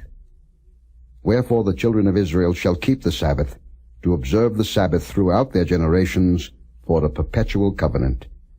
It is a sign between me and the children of Israel forever. For in 6 days the Lord made heaven and earth, and on the 7th day he rested, and was refreshed. And he gave unto Moses, when he had made an end of communing with him upon Mount Sinai, 2 tables of testimony, tables of stone, written with the finger of God. Chapter 32. And when the people saw that Moses delayed to come down out of the mount, the people gathered themselves together unto Aaron, and said unto him, Up, make us gods, which shall go before us. For as for this Moses, the man that brought us up out of the land of Egypt, we wot not what is become of him. And Aaron said unto them, Break off the golden earrings, which are in the ears of your wives, of your sons, and of your daughters, and bring them unto me. And all the people brake off the golden earrings which were in their ears, and brought them unto Aaron. And he received them at their hand, and fashioned it with a graving tool, after he had made it a molten calf. And they said, These be thy gods, O Israel, which brought thee up out of the land of Egypt. And when Aaron saw it, he built an altar before it. And Aaron made proclamation, and said, Tomorrow is a feast to the Lord. And they rose up early on the morrow, and offered burnt offerings, and brought peace offerings. And the people sat down to eat and to drink, and rose up to play. And the Lord said unto Moses, Go, get thee down, for thy people, which thou broughtest out of the land of Egypt, have corrupted themselves. They have turned aside quickly out of the way which I commanded them. They have made them a molten calf, and have worshipped it, and have sacrificed thereunto, and said, These be thy gods, O Israel, which have brought thee up out of the land of Egypt. And the Lord said unto Moses, I have seen this people, and behold, it is a stiff-necked people. Now therefore let me alone, that my wrath may wax hot against them, and that I may consume them, and I will make of thee a great nation. And Moses besought the Lord his God, and said, Lord, why doth thy wrath wax hot against thy people, which thou hast brought forth out of the land of Egypt with great power and with a mighty hand? Wherefore should the Egyptians speak and say, For mischief did he bring them out, to slay them in the mountains, and to consume them from the face of the earth? Turn from thy fierce wrath, and repent of this evil against thy people. Remember Abraham, Isaac, and Israel thy servants, to whom thou swarest by thine own self, and saidst unto them, I will multiply your seed as the stars of heaven, and all this land that I have spoken of will I give unto your seed, and they shall inherit it forever. And the Lord repented of the evil which he thought to do unto his people. And Moses turned, and went down from the mount, and the 2 tables of the testimony were in his hand. The tables were written on both their sides, on the one side and on the other were they written. And the tables were the work of God, and the writing was the writing of God, graven upon the tables. And when Joshua heard the noise of the people as they shouted, he said unto Moses, There is a noise of war in the camp. And he said, It is not the voice of them that shout for mastery, neither is it the voice of them that cry for being overcome, but the noise of them that sing do I hear. And it came to pass, as soon as he came nigh unto the camp, that he saw the calf and the dancing, and Moses' anger waxed hot, and he cast the tables out of his hands, and brake them beneath the mount. And he took the calf which they had made, and burnt it in the fire, and ground it to powder, and strawed it upon the water, and made the children of Israel drink of it. And Moses said unto Aaron, What did this people unto thee, that thou hast brought so great a sin upon them? And Aaron said, Let not the anger of my Lord wax hot. Thou knowest the people, that they are set on mischief. For they said unto me, Make us gods, which shall go before us. For as for this Moses, the man that brought us up out of the land of Egypt, we wot not what is become of him. And I said unto them, Whosoever hath any gold, let him break it off. So they gave it me. Then I cast it into the fire, and there came out this calf. And when Moses saw that the people were naked, for Aaron had made them naked unto their shame among their enemies, then Moses stood in the gate of the camp and said, Who is on the Lord's side? Let him come unto me. And all the sons of Levi gathered themselves together unto him. And he said unto them, Thus said the Lord God of Israel, Put every man his sword by his side, and go in and out from gate to gate throughout the camp, and slay every man his brother, and every man his companion, and every man his neighbor. And the children of Levi did according to the word of Moses, and there fell of the people that day about 3,000 men. For Moses had said, Consecrate yourselves today to the Lord, even every man upon his son and upon his brother, that he may bestow upon you a blessing this day. And it came to pass on the morrow that Moses said unto the people, Ye have sinned a great sin, and now I will go up unto the Lord, peradventure I shall make an atonement for your sin. And Moses returned unto the Lord and said, O this people have sinned a great sin, and have made them gods of gold. Yet now, if thou wilt forgive their sin, and if not, blot me, I pray thee, out of thy book which thou hast written.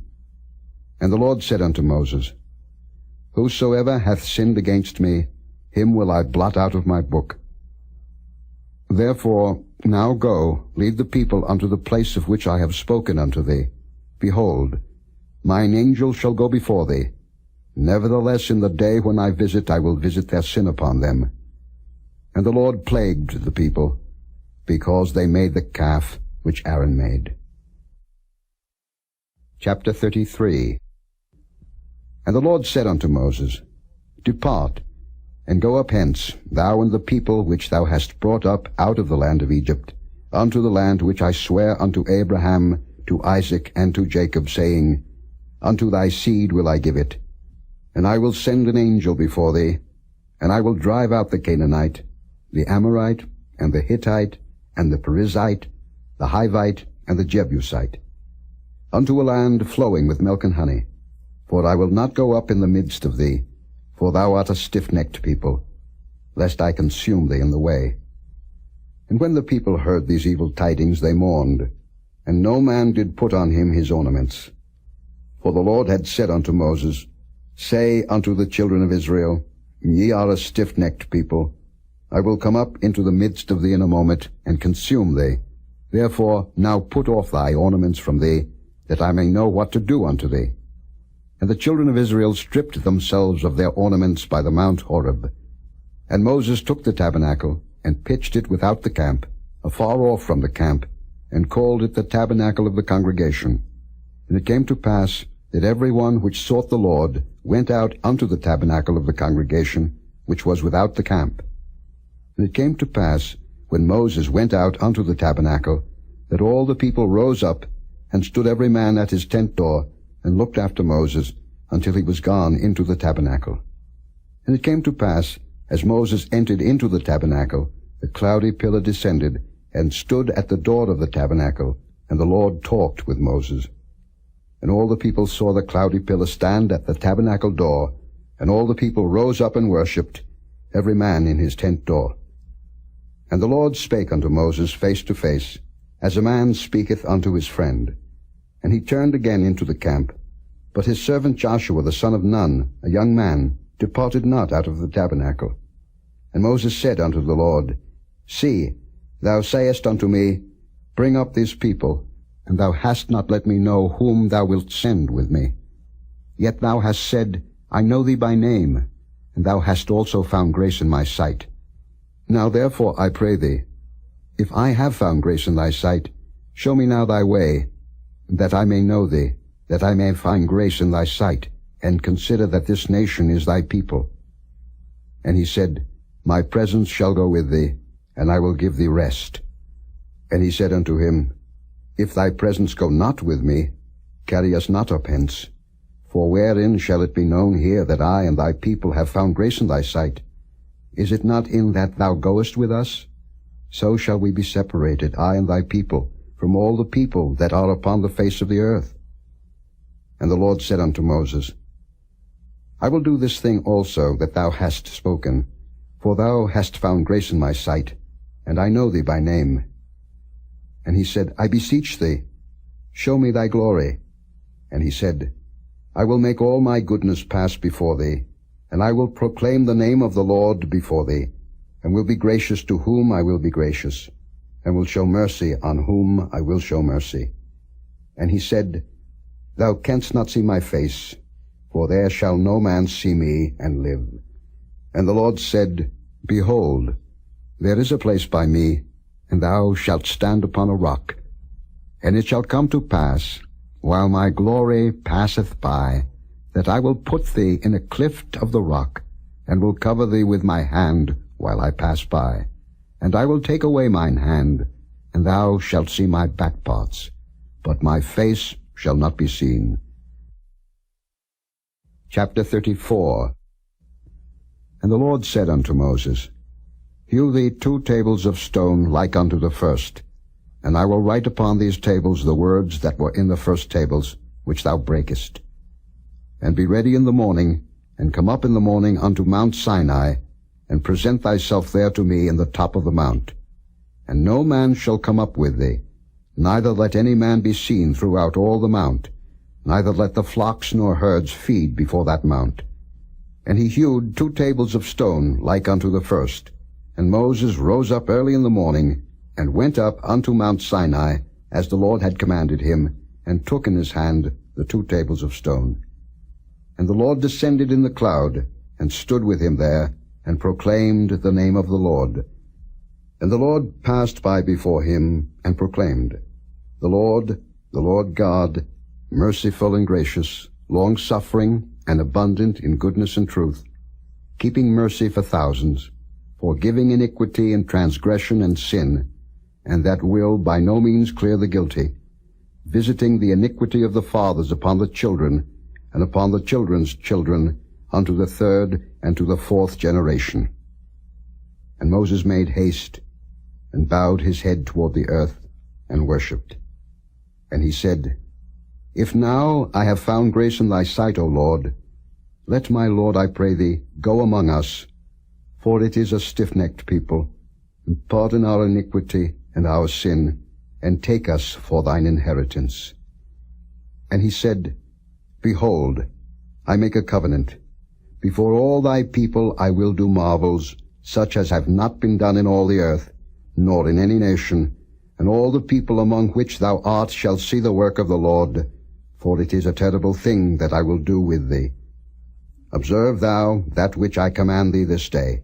Behold, I drive out before thee the Amorite, and the Canaanite, and the Hittite, and the Perizzite, and the Hivite, and the Jebusite. Take heed to thyself, lest thou make a covenant with the inhabitants of the land whither thou goest, lest it be for a snare in the midst of thee.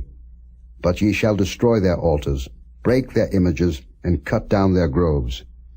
For thou shalt worship no other God, for the Lord, whose name is jealous, is a jealous God.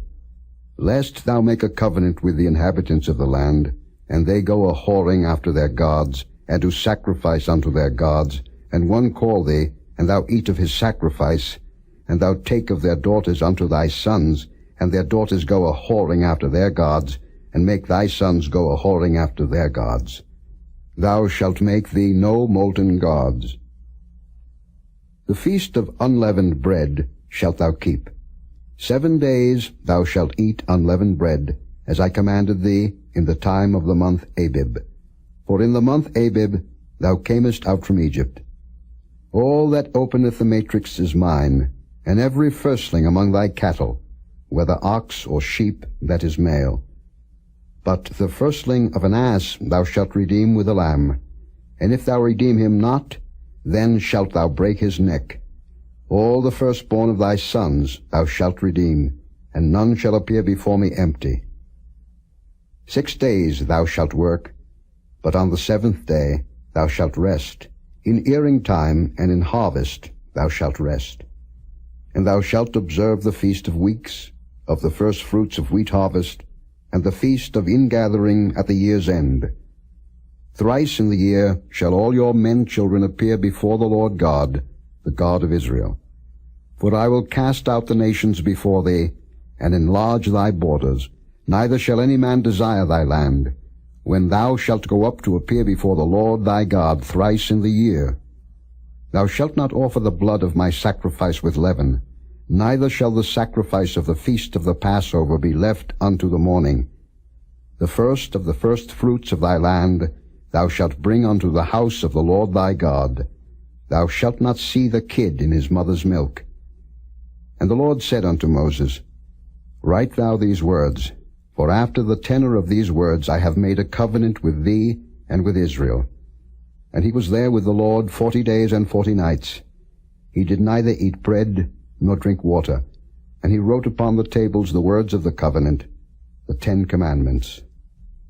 And it came to pass, when Moses came down from Mount Sinai with the 2 tables of testimony in Moses' hand, when he came down from the mount, that Moses wist not that the skin of his face shone while he talked with him. And when Aaron and all the children of Israel saw Moses, behold, the skin of his face shone, and they were afraid to come nigh him. And Moses called unto them, and Aaron and all the rulers of the congregation returned unto him, and Moses talked with them. And afterward all the children of Israel came nigh, and he gave them in commandment all that the Lord had spoken with him in Mount Sinai. And till Moses had done speaking with them, he put a veil on his face. But when Moses went in before the Lord to speak with him, he took the veil off until he came out. And he came out and spake unto the children of Israel that which he was commanded. And the children of Israel saw the face of Moses, that the skin of Moses' face shone, and Moses put the veil upon his face again, until he went in to speak with him. Chapter 35. And Moses gathered all the congregation of the children of Israel together, and said unto them, These are the words which the Lord hath commanded, that ye should do them. 6 days shall work be done, but on the 7th day there shall be to you an holy day, a Sabbath of rest to the Lord. Whosoever doeth work therein shall be put to death. Ye shall kindle no fire throughout your habitations upon the Sabbath day. And Moses spake unto all the congregation of the children of Israel, saying, This is the thing which the Lord commanded, saying, Take ye from among you an offering unto the Lord. Whosoever is of a willing heart, let him bring it, an offering of the Lord, gold and silver and brass, and blue and purple and scarlet and fine linen, and goat's hair, and ram's skins dyed red, and badger's skins, and shittim wood, and oil for the light, and spices for anointing oil, and for the sweet incense, and onyx stones, and stones to be set for the ephod, and for the breastplate. And every wise-hearted among you shall come, and make all that the Lord hath commanded: the tabernacle, his tent, and his covering, his taches, and his boards, his bars, his pillars, and his sockets, the ark, and the staves thereof, with the mercy seat, and the veil of the covering, the table, and his staves, and all his vessels, and the showbread, the candlestick also for the light, and his furniture, and his lamps, with the oil for the light, and the incense altar, and his staves, and the anointing oil, and the sweet incense, and the hanging for the door at the entering in of the tabernacle, the altar of burnt offering, with his brazen grate, his staves, and all his vessels, the laver and his foot, the hangings of the court, his pillars and their sockets, and the hanging for the door of the court, the pins of the tabernacle, and the pins of the court and their cords, the cloths of service, to do service in the holy place, the holy garments for Aaron the priest, and the garments of his sons, to minister in the priest's office. And all the congregation of the children of Israel departed from the presence of Moses. And they came, every one whose heart stirred him up, and every one whom his spirit made willing, and they brought the Lord's offering to the work of the tabernacle of the congregation, and for all his service, and for the holy garments. And they came, both men and women, as many as were willing-hearted, and brought bracelets and earrings and rings and tablets, all jewels of gold. And every man that offered an offering of gold unto the Lord. And every man with whom was found blue and purple and scarlet and fine linen and goat's hair and red skins of rams and badgers' skins brought them. Every one that did offer an offering of silver and brass brought the Lord's offering, and every man with whom was found shittim wood for any work of the service brought it. And all the women that were wise-hearted did spin with their hands, and brought that which they had spun, both of blue, and of purple, and of scarlet, and of fine linen. And all the women whose hearts stirred them up in wisdom spun goat's hair. And the rulers brought onyx stones, and stones to be set for the ephod, and for the breastplate, and spice, and oil for the light, and for the anointing oil, and for the sweet incense. The children of Israel brought a willing offering unto the Lord, every man and woman, whose heart made them willing to bring for all manner of work, which the Lord had commanded to be made by the hand of Moses. And Moses said unto the children of Israel, See, the Lord hath called by name Bezaleel the son of Uri, the son of Hur, of the tribe of Judah.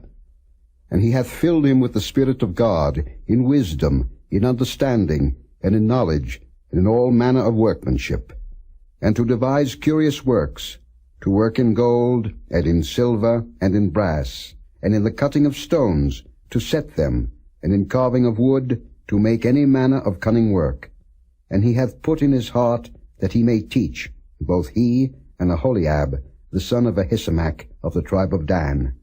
Them hath he filled with wisdom of heart, to work all manner of work, of the engraver, and of the cunning workman, and of the embroiderer, in blue, and in purple, in scarlet, and in fine linen, and of the weaver, even of them that do any work, and of those that devise cunning work. Chapter 36. Then wrought Bezaleel and Aholiab, and every wise-hearted man, in whom the Lord put wisdom and understanding, to know how to work all manner of work for the service of the sanctuary, according to all that the Lord had commanded. And Moses called Bezaleel and Aholiab, and every wise-hearted man, in whose heart the Lord had put wisdom, even every one whose heart stirred him up to come unto the work to do it. And they received of Moses all the offering which the children of Israel had brought for the work of the service of the sanctuary, to make it withal. And they brought yet unto him free offerings every morning. And all the wise men that wrought all the work of the sanctuary came every man from his work which they made. And they spake unto Moses, saying, The people bring much more than enough for the service of the work, which the Lord commanded to make. And Moses gave commandment, and they caused it to be proclaimed throughout the camp, saying, Let neither man nor woman make any more work for the offering of the sanctuary. So the people were restrained from bringing. For the stuff they had was sufficient for all the work to make it, and too much. And every wise-hearted man among them that wrought the work of the tabernacle made 10 curtains of fine twined linen, and blue, and purple, and scarlet. With cherubims of cunning work made he them. The length of one curtain was 28 cubits, and the breadth of one curtain 4 cubits. The curtains were all of one size. And he coupled the 5 curtains one unto another, and the other 5 curtains he coupled one unto another. And he made loops of blue on the edge of one curtain from the selvage in the coupling. Likewise he made in the uttermost side of another curtain in the coupling of the second. 50 loops made he in one curtain, and 50 loops made he in the edge of the curtain which was in the coupling of the second. The loops held one curtain to another. And he made 50 taches of gold, and coupled the curtains one unto another with the taches. So it became one tabernacle. And he made curtains of goat's hair for the tent over the tabernacle. 11 curtains he made them. The length of one curtain was 30 cubits, and 4 cubits was the breadth of one curtain.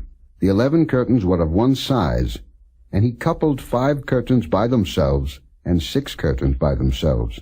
And he made 50 loops upon the uttermost edge of the curtain in the coupling, and 50 loops made he upon the edge of the curtain which coupleth the second.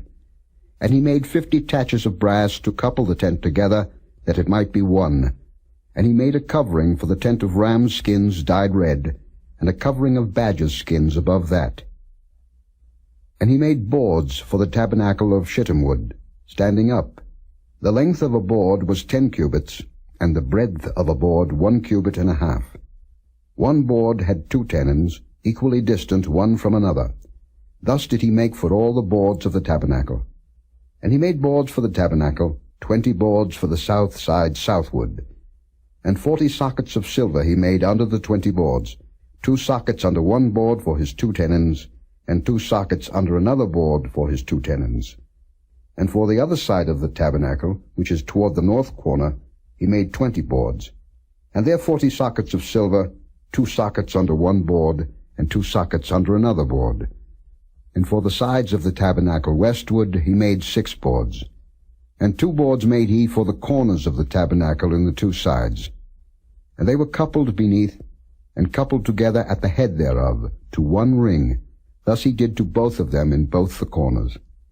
And there were 8 boards, and their sockets were 16 sockets of silver, under every board 2 sockets. And he made bars of shittim wood, 5 for the boards of the one side of the tabernacle, and 5 bars for the boards of the other side of the tabernacle, and 5 bars for the boards of the tabernacle for the sides westward.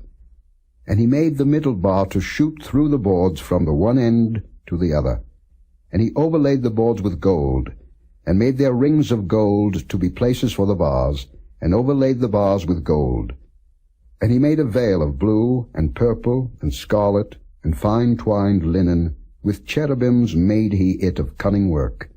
And he made thereunto 4 pillars of shittim wood, and overlaid them with gold. Their hooks were of gold, and he cast for them 4 sockets of silver. And he made an hanging for the tabernacle door of blue, and purple, and scarlet, and fine twined linen of needlework. And the 5 pillars of it with their hooks, and he overlaid their chapiters and their fillets with gold, but their 5 sockets were of brass. Chapter 37. And Bezaleel made the ark of shittim wood. 2 cubits and a half was the length of it, and a cubit and a half the breadth of it, and a cubit and a half the height of it. And he overlaid it with pure gold within and without, and made a crown of gold to it round about. And he cast for it 4 rings of gold, to be set by the 4 corners of it, even 2 rings upon the one side of it, and 2 rings upon the other side of it. And he made staves of shittim wood, and overlaid them with gold. And he put the staves into the rings by the sides of the ark, to bear the ark. And he made the mercy seat of pure gold. 2 cubits and a half was the length thereof, and 1 cubit and a half the breadth thereof. And he made 2 cherubims of gold. Beaten out of 1 piece made he them, on the 2 ends of the mercy seat. 1 cherub on the end on this side, and another cherub on the other end on that side. Out of the mercy seat made he the cherubims on the 2 ends thereof. And the cherubims spread out their wings on high, and covered with their wings over the mercy seat, with their faces one to another, even to the mercy seatward were the faces of the cherubims. And he made the table of shittim wood. 2 cubits was the length thereof, and a cubit the breadth thereof, and a cubit and a half the height thereof. And he overlaid it with pure gold, and made thereunto a crown of gold round about. Also he made thereunto a border of an handbreadth round about, and made a crown of gold for the border thereof round about. And he cast for it 4 rings of gold, and put the rings upon the 4 corners that were in the 4 feet thereof. Over against the border were the rings, the places for the staves to bear the table. And he made the staves of shittim wood, and overlaid them with gold, to bear the table. And he made the vessels which were upon the table, his dishes, and his spoons, and his bowls, and his covers to cover withal, of pure gold. And he made the candlestick of pure gold. Of beaten work made he the candlestick, his shaft, and his branch, his bowls, his knops, and his flowers were of the same. And 6 branches going out of the sides thereof, 3 branches of the candlestick out of the one side thereof, and 3 branches of the candlestick out of the other side thereof. 3 bowls made after the fashion of almonds in one branch, a knop and a flower. and 3 bowls made like almonds in another branch, a knop and a flower, so throughout the 6 branches going out of the candlestick. And in the candlestick were 4 bowls made like almonds, his knops and his flowers, and a knop under 2 branches of the same, and a knop under 2 branches of the same, and a knop under 2 branches of the same, according to the 6 branches going out of it. Their knops and their branches were of the same. All of it was one beaten work of pure gold. And he made his 7 lamps, and his snuffers, and his snuff dishes of pure gold. Of a talent of pure gold made he it, and all the vessels thereof. And he made the incense altar of shittim wood. The length of it was a cubit, and the breadth of it a cubit. It was 4 square, and 2 cubits was the height of it. The horns thereof were of the same. And he overlaid it with pure gold, both the top of it, and the sides thereof round about, and the horns of it. Also he made unto it a crown of gold round about. And he made 2 rings of gold for it under the crown thereof, by the 2 corners of it, upon the 2 sides thereof, to be places for the staves to bear it withal. And he made the staves of shittim wood, and overlaid them with gold. And he made the holy anointing oil, and the pure incense of sweet spices, according to the work of the apothecary. Chapter 38. And he made the altar of burnt offering of shittim wood. 5 cubits was the length thereof, and 5 cubits the breadth thereof. It was 4 square, and 3 cubits the height thereof. And he made the horns thereof on the 4 corners of it. The horns thereof were of the same, and he overlaid it with brass. And he made all the vessels of the altar, the pots and the shovels and the basins, and the flesh hooks and the firepans. All the vessels thereof made he of brass. And he made for the altar a brazen grate of network under the compass thereof beneath unto the midst of it. And he cast 4 rings for the 4 ends of the grate of brass, to be places for the staves. And he made the staves of shittim wood, and overlaid them with brass. And he put the staves into the rings on the sides of the altar, to bear it withal. He made the altar hollow with boards.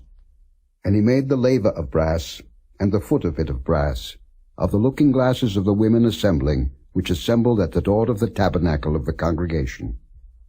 And he made the court. On the south side, southward, the hangings of the court were of fine twined linen, 100 cubits. Their pillars were 20, and their brazen sockets 20. The hooks of the pillars and their fillets were of silver. And for the north side the hangings were 100 cubits. Their pillars were 20, and their sockets of brass 20. The hooks of the pillars and their fillets of silver. And for the west side were hangings of 50 cubits. Their pillars 10, and their sockets 10. The hooks of the pillars and their fillets of silver. And for the east side eastward 50 cubits. The hangings of the one side of the gate were 15 cubits. Their pillars 3, and their sockets 3. And for the other side of the court gate, on this hand and that hand, were hangings of 15 cubits, their pillars 3, and their sockets 3. All the hangings of the court round about were of fine twined linen, and the sockets for the pillars were of brass. The hooks of the pillars and their fillets of silver, and the overlaying of their chapiters of silver, and all the pillars of the court were filleted with silver. And the hanging for the gate of the court was needlework, of blue and purple and scarlet and fine twined linen. And 20 cubits was the length, and the height in the breadth was 5 cubits, answerable to the hangings of the court. And their pillars were 4, and their sockets of brass 4, their hooks of silver, and the overlaying of their chapiters and their fillets of silver.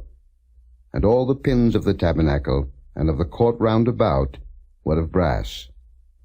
This is the sum of the tabernacle, even of the tabernacle of testimony, as it was counted, according to the commandment of Moses, for the service of the Levites, by the hand of Ithamar, son to Aaron the priest. And Bezaleel the son of Uri, the son of Hur, of the tribe of Judah, made all that the Lord commanded Moses.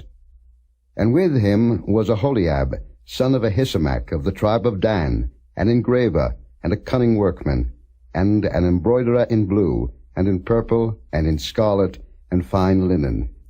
All the gold that was occupied for the work in all the work of the holy place, even the gold of the offering, was 29 talents, and 730 shekels, after the shekel of the sanctuary. And the silver of them that were numbered of the congregation was 100 talents, and 1,760 shekels, after the shekel of the sanctuary. A bekah for every man, that is, half a shekel, after the shekel of the sanctuary, for every one that went to be numbered, from 20 years old and upward, for 600,000 and 3,550 men. And of the 100 talents of silver were cast the sockets of the sanctuary, and the sockets of the veil, and 100 sockets of the 100 talents, a talent for a socket.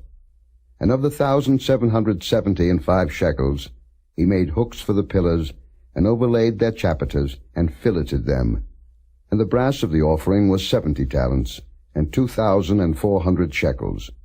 And therewith he made the sockets to the door of the tabernacle of the congregation, and the brazen altar, and the brazen grate for it, and all the vessels of the altar, and the sockets of the court round about, and the sockets of the court gate, and all the pins of the tabernacle, and all the pins of the court round about.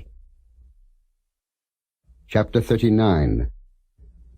And of the blue, and purple, and scarlet, they made cloths of service, to do service in the holy place, and made the holy garments for Aaron, as the Lord commanded Moses. And he made the ephod of gold, blue, and purple, and scarlet, and fine twined linen. And they did beat the gold into thin plates, and cut it into wires, to work it in the blue, and in the purple, and in the scarlet, and in the fine linen, with cunning work. They made shoulder pieces for it, to couple it together. By the two edges was it coupled together. And the curious girdle of his ephod that was upon it was of the same, according to the work thereof, of gold, blue and purple, and scarlet and fine twined linen, as the Lord commanded Moses. And they wrought onyx stones enclosed in ouches of gold, graven, as signets are graven, with the names of the children of Israel. And he put them on the shoulders of the ephod, that they should be stones for a memorial to the children of Israel, as the Lord commanded Moses. And he made the breastplate of cunning work, like the work of the ephod, of gold, blue and purple, and scarlet, and fine twined linen. It was 4 square. They made the breastplate double. A span was the length thereof, and a span the breadth thereof, being doubled. And they set in it 4 rows of stones. The first row was a sardius, a topaz, and a carbuncle. This was the first row. And the second row, an emerald, a sapphire, and a diamond. And the third row, a ligure, an agate, and an amethyst. And the fourth row, a beryl, an onyx, and a jasper. They were enclosed in ouches of gold in their enclosings. And the stones were according to the names of the children of Israel, 12, according to their names, like the engravings of a signet, every one with his name, according to the 12 tribes. And they made upon the breastplate chains at the ends, of wreathen work of pure gold. And they made 2 ouches of gold, and 2 gold rings, and put the 2 rings in the 2 ends of the breastplate. And they put the 2 wreathen chains of gold in the 2 rings on the ends of the breastplate. And the 2 ends of the 2 wreathen chains they fastened in the 2 ouches, and put them on the shoulder pieces of the ephod before it. And they made 2 rings of gold, and put them on the 2 ends of the breastplate, upon the border of it, which was on the side of the ephod inward. And they made 2 other golden rings, and put them on the 2 sides of the ephod underneath, toward the forepart of it, over against the other coupling thereof, above the curious girdle of the ephod. And they did bind the breastplate by his rings unto the rings of the ephod with a lace of blue, that it might be above the curious girdle of the ephod, and that the breastplate might not be loosed from the ephod, as the Lord commanded Moses.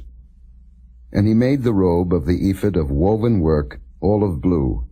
And there was an hole in the midst of the robe, as the hole of an habergeon, with a band round about the hole, that it should not rend.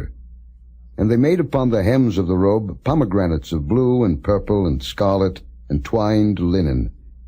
And they made bells of pure gold, and put the bells between the pomegranates upon the hem of the robe, round about between the pomegranates.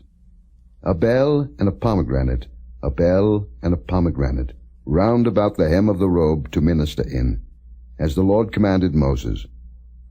And they made coats of fine linen of woven work for Aaron and for his sons, and a mitre of fine linen, and goodly bonnets of fine linen, and linen breeches of fine twined linen, and a girdle of fine twined linen, and blue, and purple, and scarlet of needlework, as the Lord commanded Moses.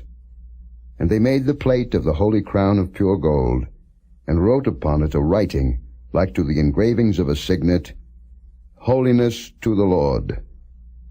And they tied unto it a lace of blue, to fasten it on high upon the mitre, as the Lord commanded Moses. Thus was all the work of the tabernacle of the tent of the congregation finished, and the children of Israel did according to all that the Lord commanded Moses, so did they. And they brought the tabernacle unto Moses, the tent, and all his furniture, his taches, his boards, his bars, and his pillars, and his sockets, and the covering of ram skins dyed red, and the covering of badger skins, and the veil of the covering, the ark of the testimony, and the staves thereof, and the mercy seat, the table, and all the vessels thereof, and the showbread, the pure candlestick, with the lamps thereof, even with the lamps to be set in order, and all the vessels thereof, and the oil for light, and the golden altar, and the anointing oil, and the sweet incense, and the hanging for the tabernacle door, the brazen altar, and his grate of brass, his staves, and all his vessels, the laver, and his foot, the hangings of the court, his pillars, and his sockets, and the hanging for the court gate, his cords, and his pins, and all the vessels of the service of the tabernacle, for the tent of the congregation, the cloths of service to do service in the holy place, and the holy garments for Aaron the priest, and his sons' garments to minister in the priest's office, according to all that the Lord commanded Moses. So the children of Israel made all the work. And Moses did look upon all the work, and behold, they had done it as the Lord had commanded, even so had they done it, and Moses blessed them. Chapter 40. And the Lord spake unto Moses, saying, On the first day of the first month shalt thou set up the tabernacle of the tent of the congregation. And thou shalt put therein the ark of the testimony, and cover the ark with the veil. And thou shalt bring in the table, and set in order the things that ought to be set in order upon it. And thou shalt bring in the candlestick, and light the lamps thereof. And thou shalt set the altar of gold for the incense before the ark of the testimony, and put the hanging of the door to the tabernacle. And thou shalt set the altar of the burnt offering before the door of the tabernacle of the tent of the congregation. And thou shalt set the laver between the tent of the congregation and the altar, and shalt put water therein. And thou shalt set up the court round about, and hang up the hanging at the court gate. And thou shalt take the anointing oil, and anoint the tabernacle, and all that is therein, and shalt hallow it, and all the vessels thereof, and it shall be holy. And thou shalt anoint the altar of the burnt offering, and all his vessels, and sanctify the altar, and it shall be an altar most holy. And thou shalt anoint the laver and his foot, and sanctify it. And thou shalt bring Aaron and his sons unto the door of the tabernacle of the congregation, and wash them with water. And thou shalt put upon Aaron the holy garments, and anoint him, and sanctify him, that he may minister unto me in the priest's office. And thou shalt bring his sons, and clothe them with coats. And thou shalt anoint them, as thou didst anoint their father, that they may minister unto me in the priest's office, for their anointing shall surely be an everlasting priesthood throughout their generations. Thus did Moses, according to all that the Lord commanded him, so did he. And it came to pass in the first month in the second year, on the first day of the month, that the tabernacle was reared up. And Moses reared up the tabernacle, and fastened his sockets, and set up the boards thereof, and put in the bars thereof, and reared up his pillars. And he spread abroad the tent over the tabernacle, and put the covering of the tent above it, as the Lord commanded Moses. And he took and put the testimony into the ark, and set the staves on the ark, and put the mercy seat above upon the ark. And he brought the ark into the tabernacle, and set up the veil of the covering, and covered the ark of the testimony, as the Lord commanded Moses. And he put the table in the tent of the congregation upon the side of the tabernacle northward, without the veil. And he set the bread in order upon it before the Lord, as the Lord had commanded Moses. And he put the candlestick in the tent of the congregation over against the table, on the side of the tabernacle southward. And he lighted the lamps before the Lord, as the Lord commanded Moses. And he put the golden altar in the tent of the congregation before the veil. And he burnt sweet incense thereon, as the Lord commanded Moses. And he set up the hanging at the door of the tabernacle. And he put the altar of burnt offering by the door of the tabernacle of the tent of the congregation, and offered upon it the burnt offering and the meat offering, as the Lord commanded Moses. And he set the laver between the tent of the congregation and the altar, and put water there, to wash withal. And Moses and Aaron and his sons washed their hands and their feet thereat. When they went into the tent of the congregation, and when they came near unto the altar, they washed, as the Lord commanded Moses. And he reared up the court round about the tabernacle and the altar, and set up the hanging of the court gate. So Moses finished the work. Then a cloud covered the tent of the congregation, and the glory of the Lord filled the tabernacle. And Moses was not able to enter into the tent of the congregation, because the cloud abode thereon, and the glory of the Lord filled the tabernacle. And when the cloud was taken up from over the tabernacle, the children of Israel went onward in all their journeys. But if the cloud were not taken up, then they journeyed not till the day that it was taken up. For the cloud of the Lord was upon the tabernacle by day, and fire was on it by night, in the sight of all the house of Israel, throughout all their journeys.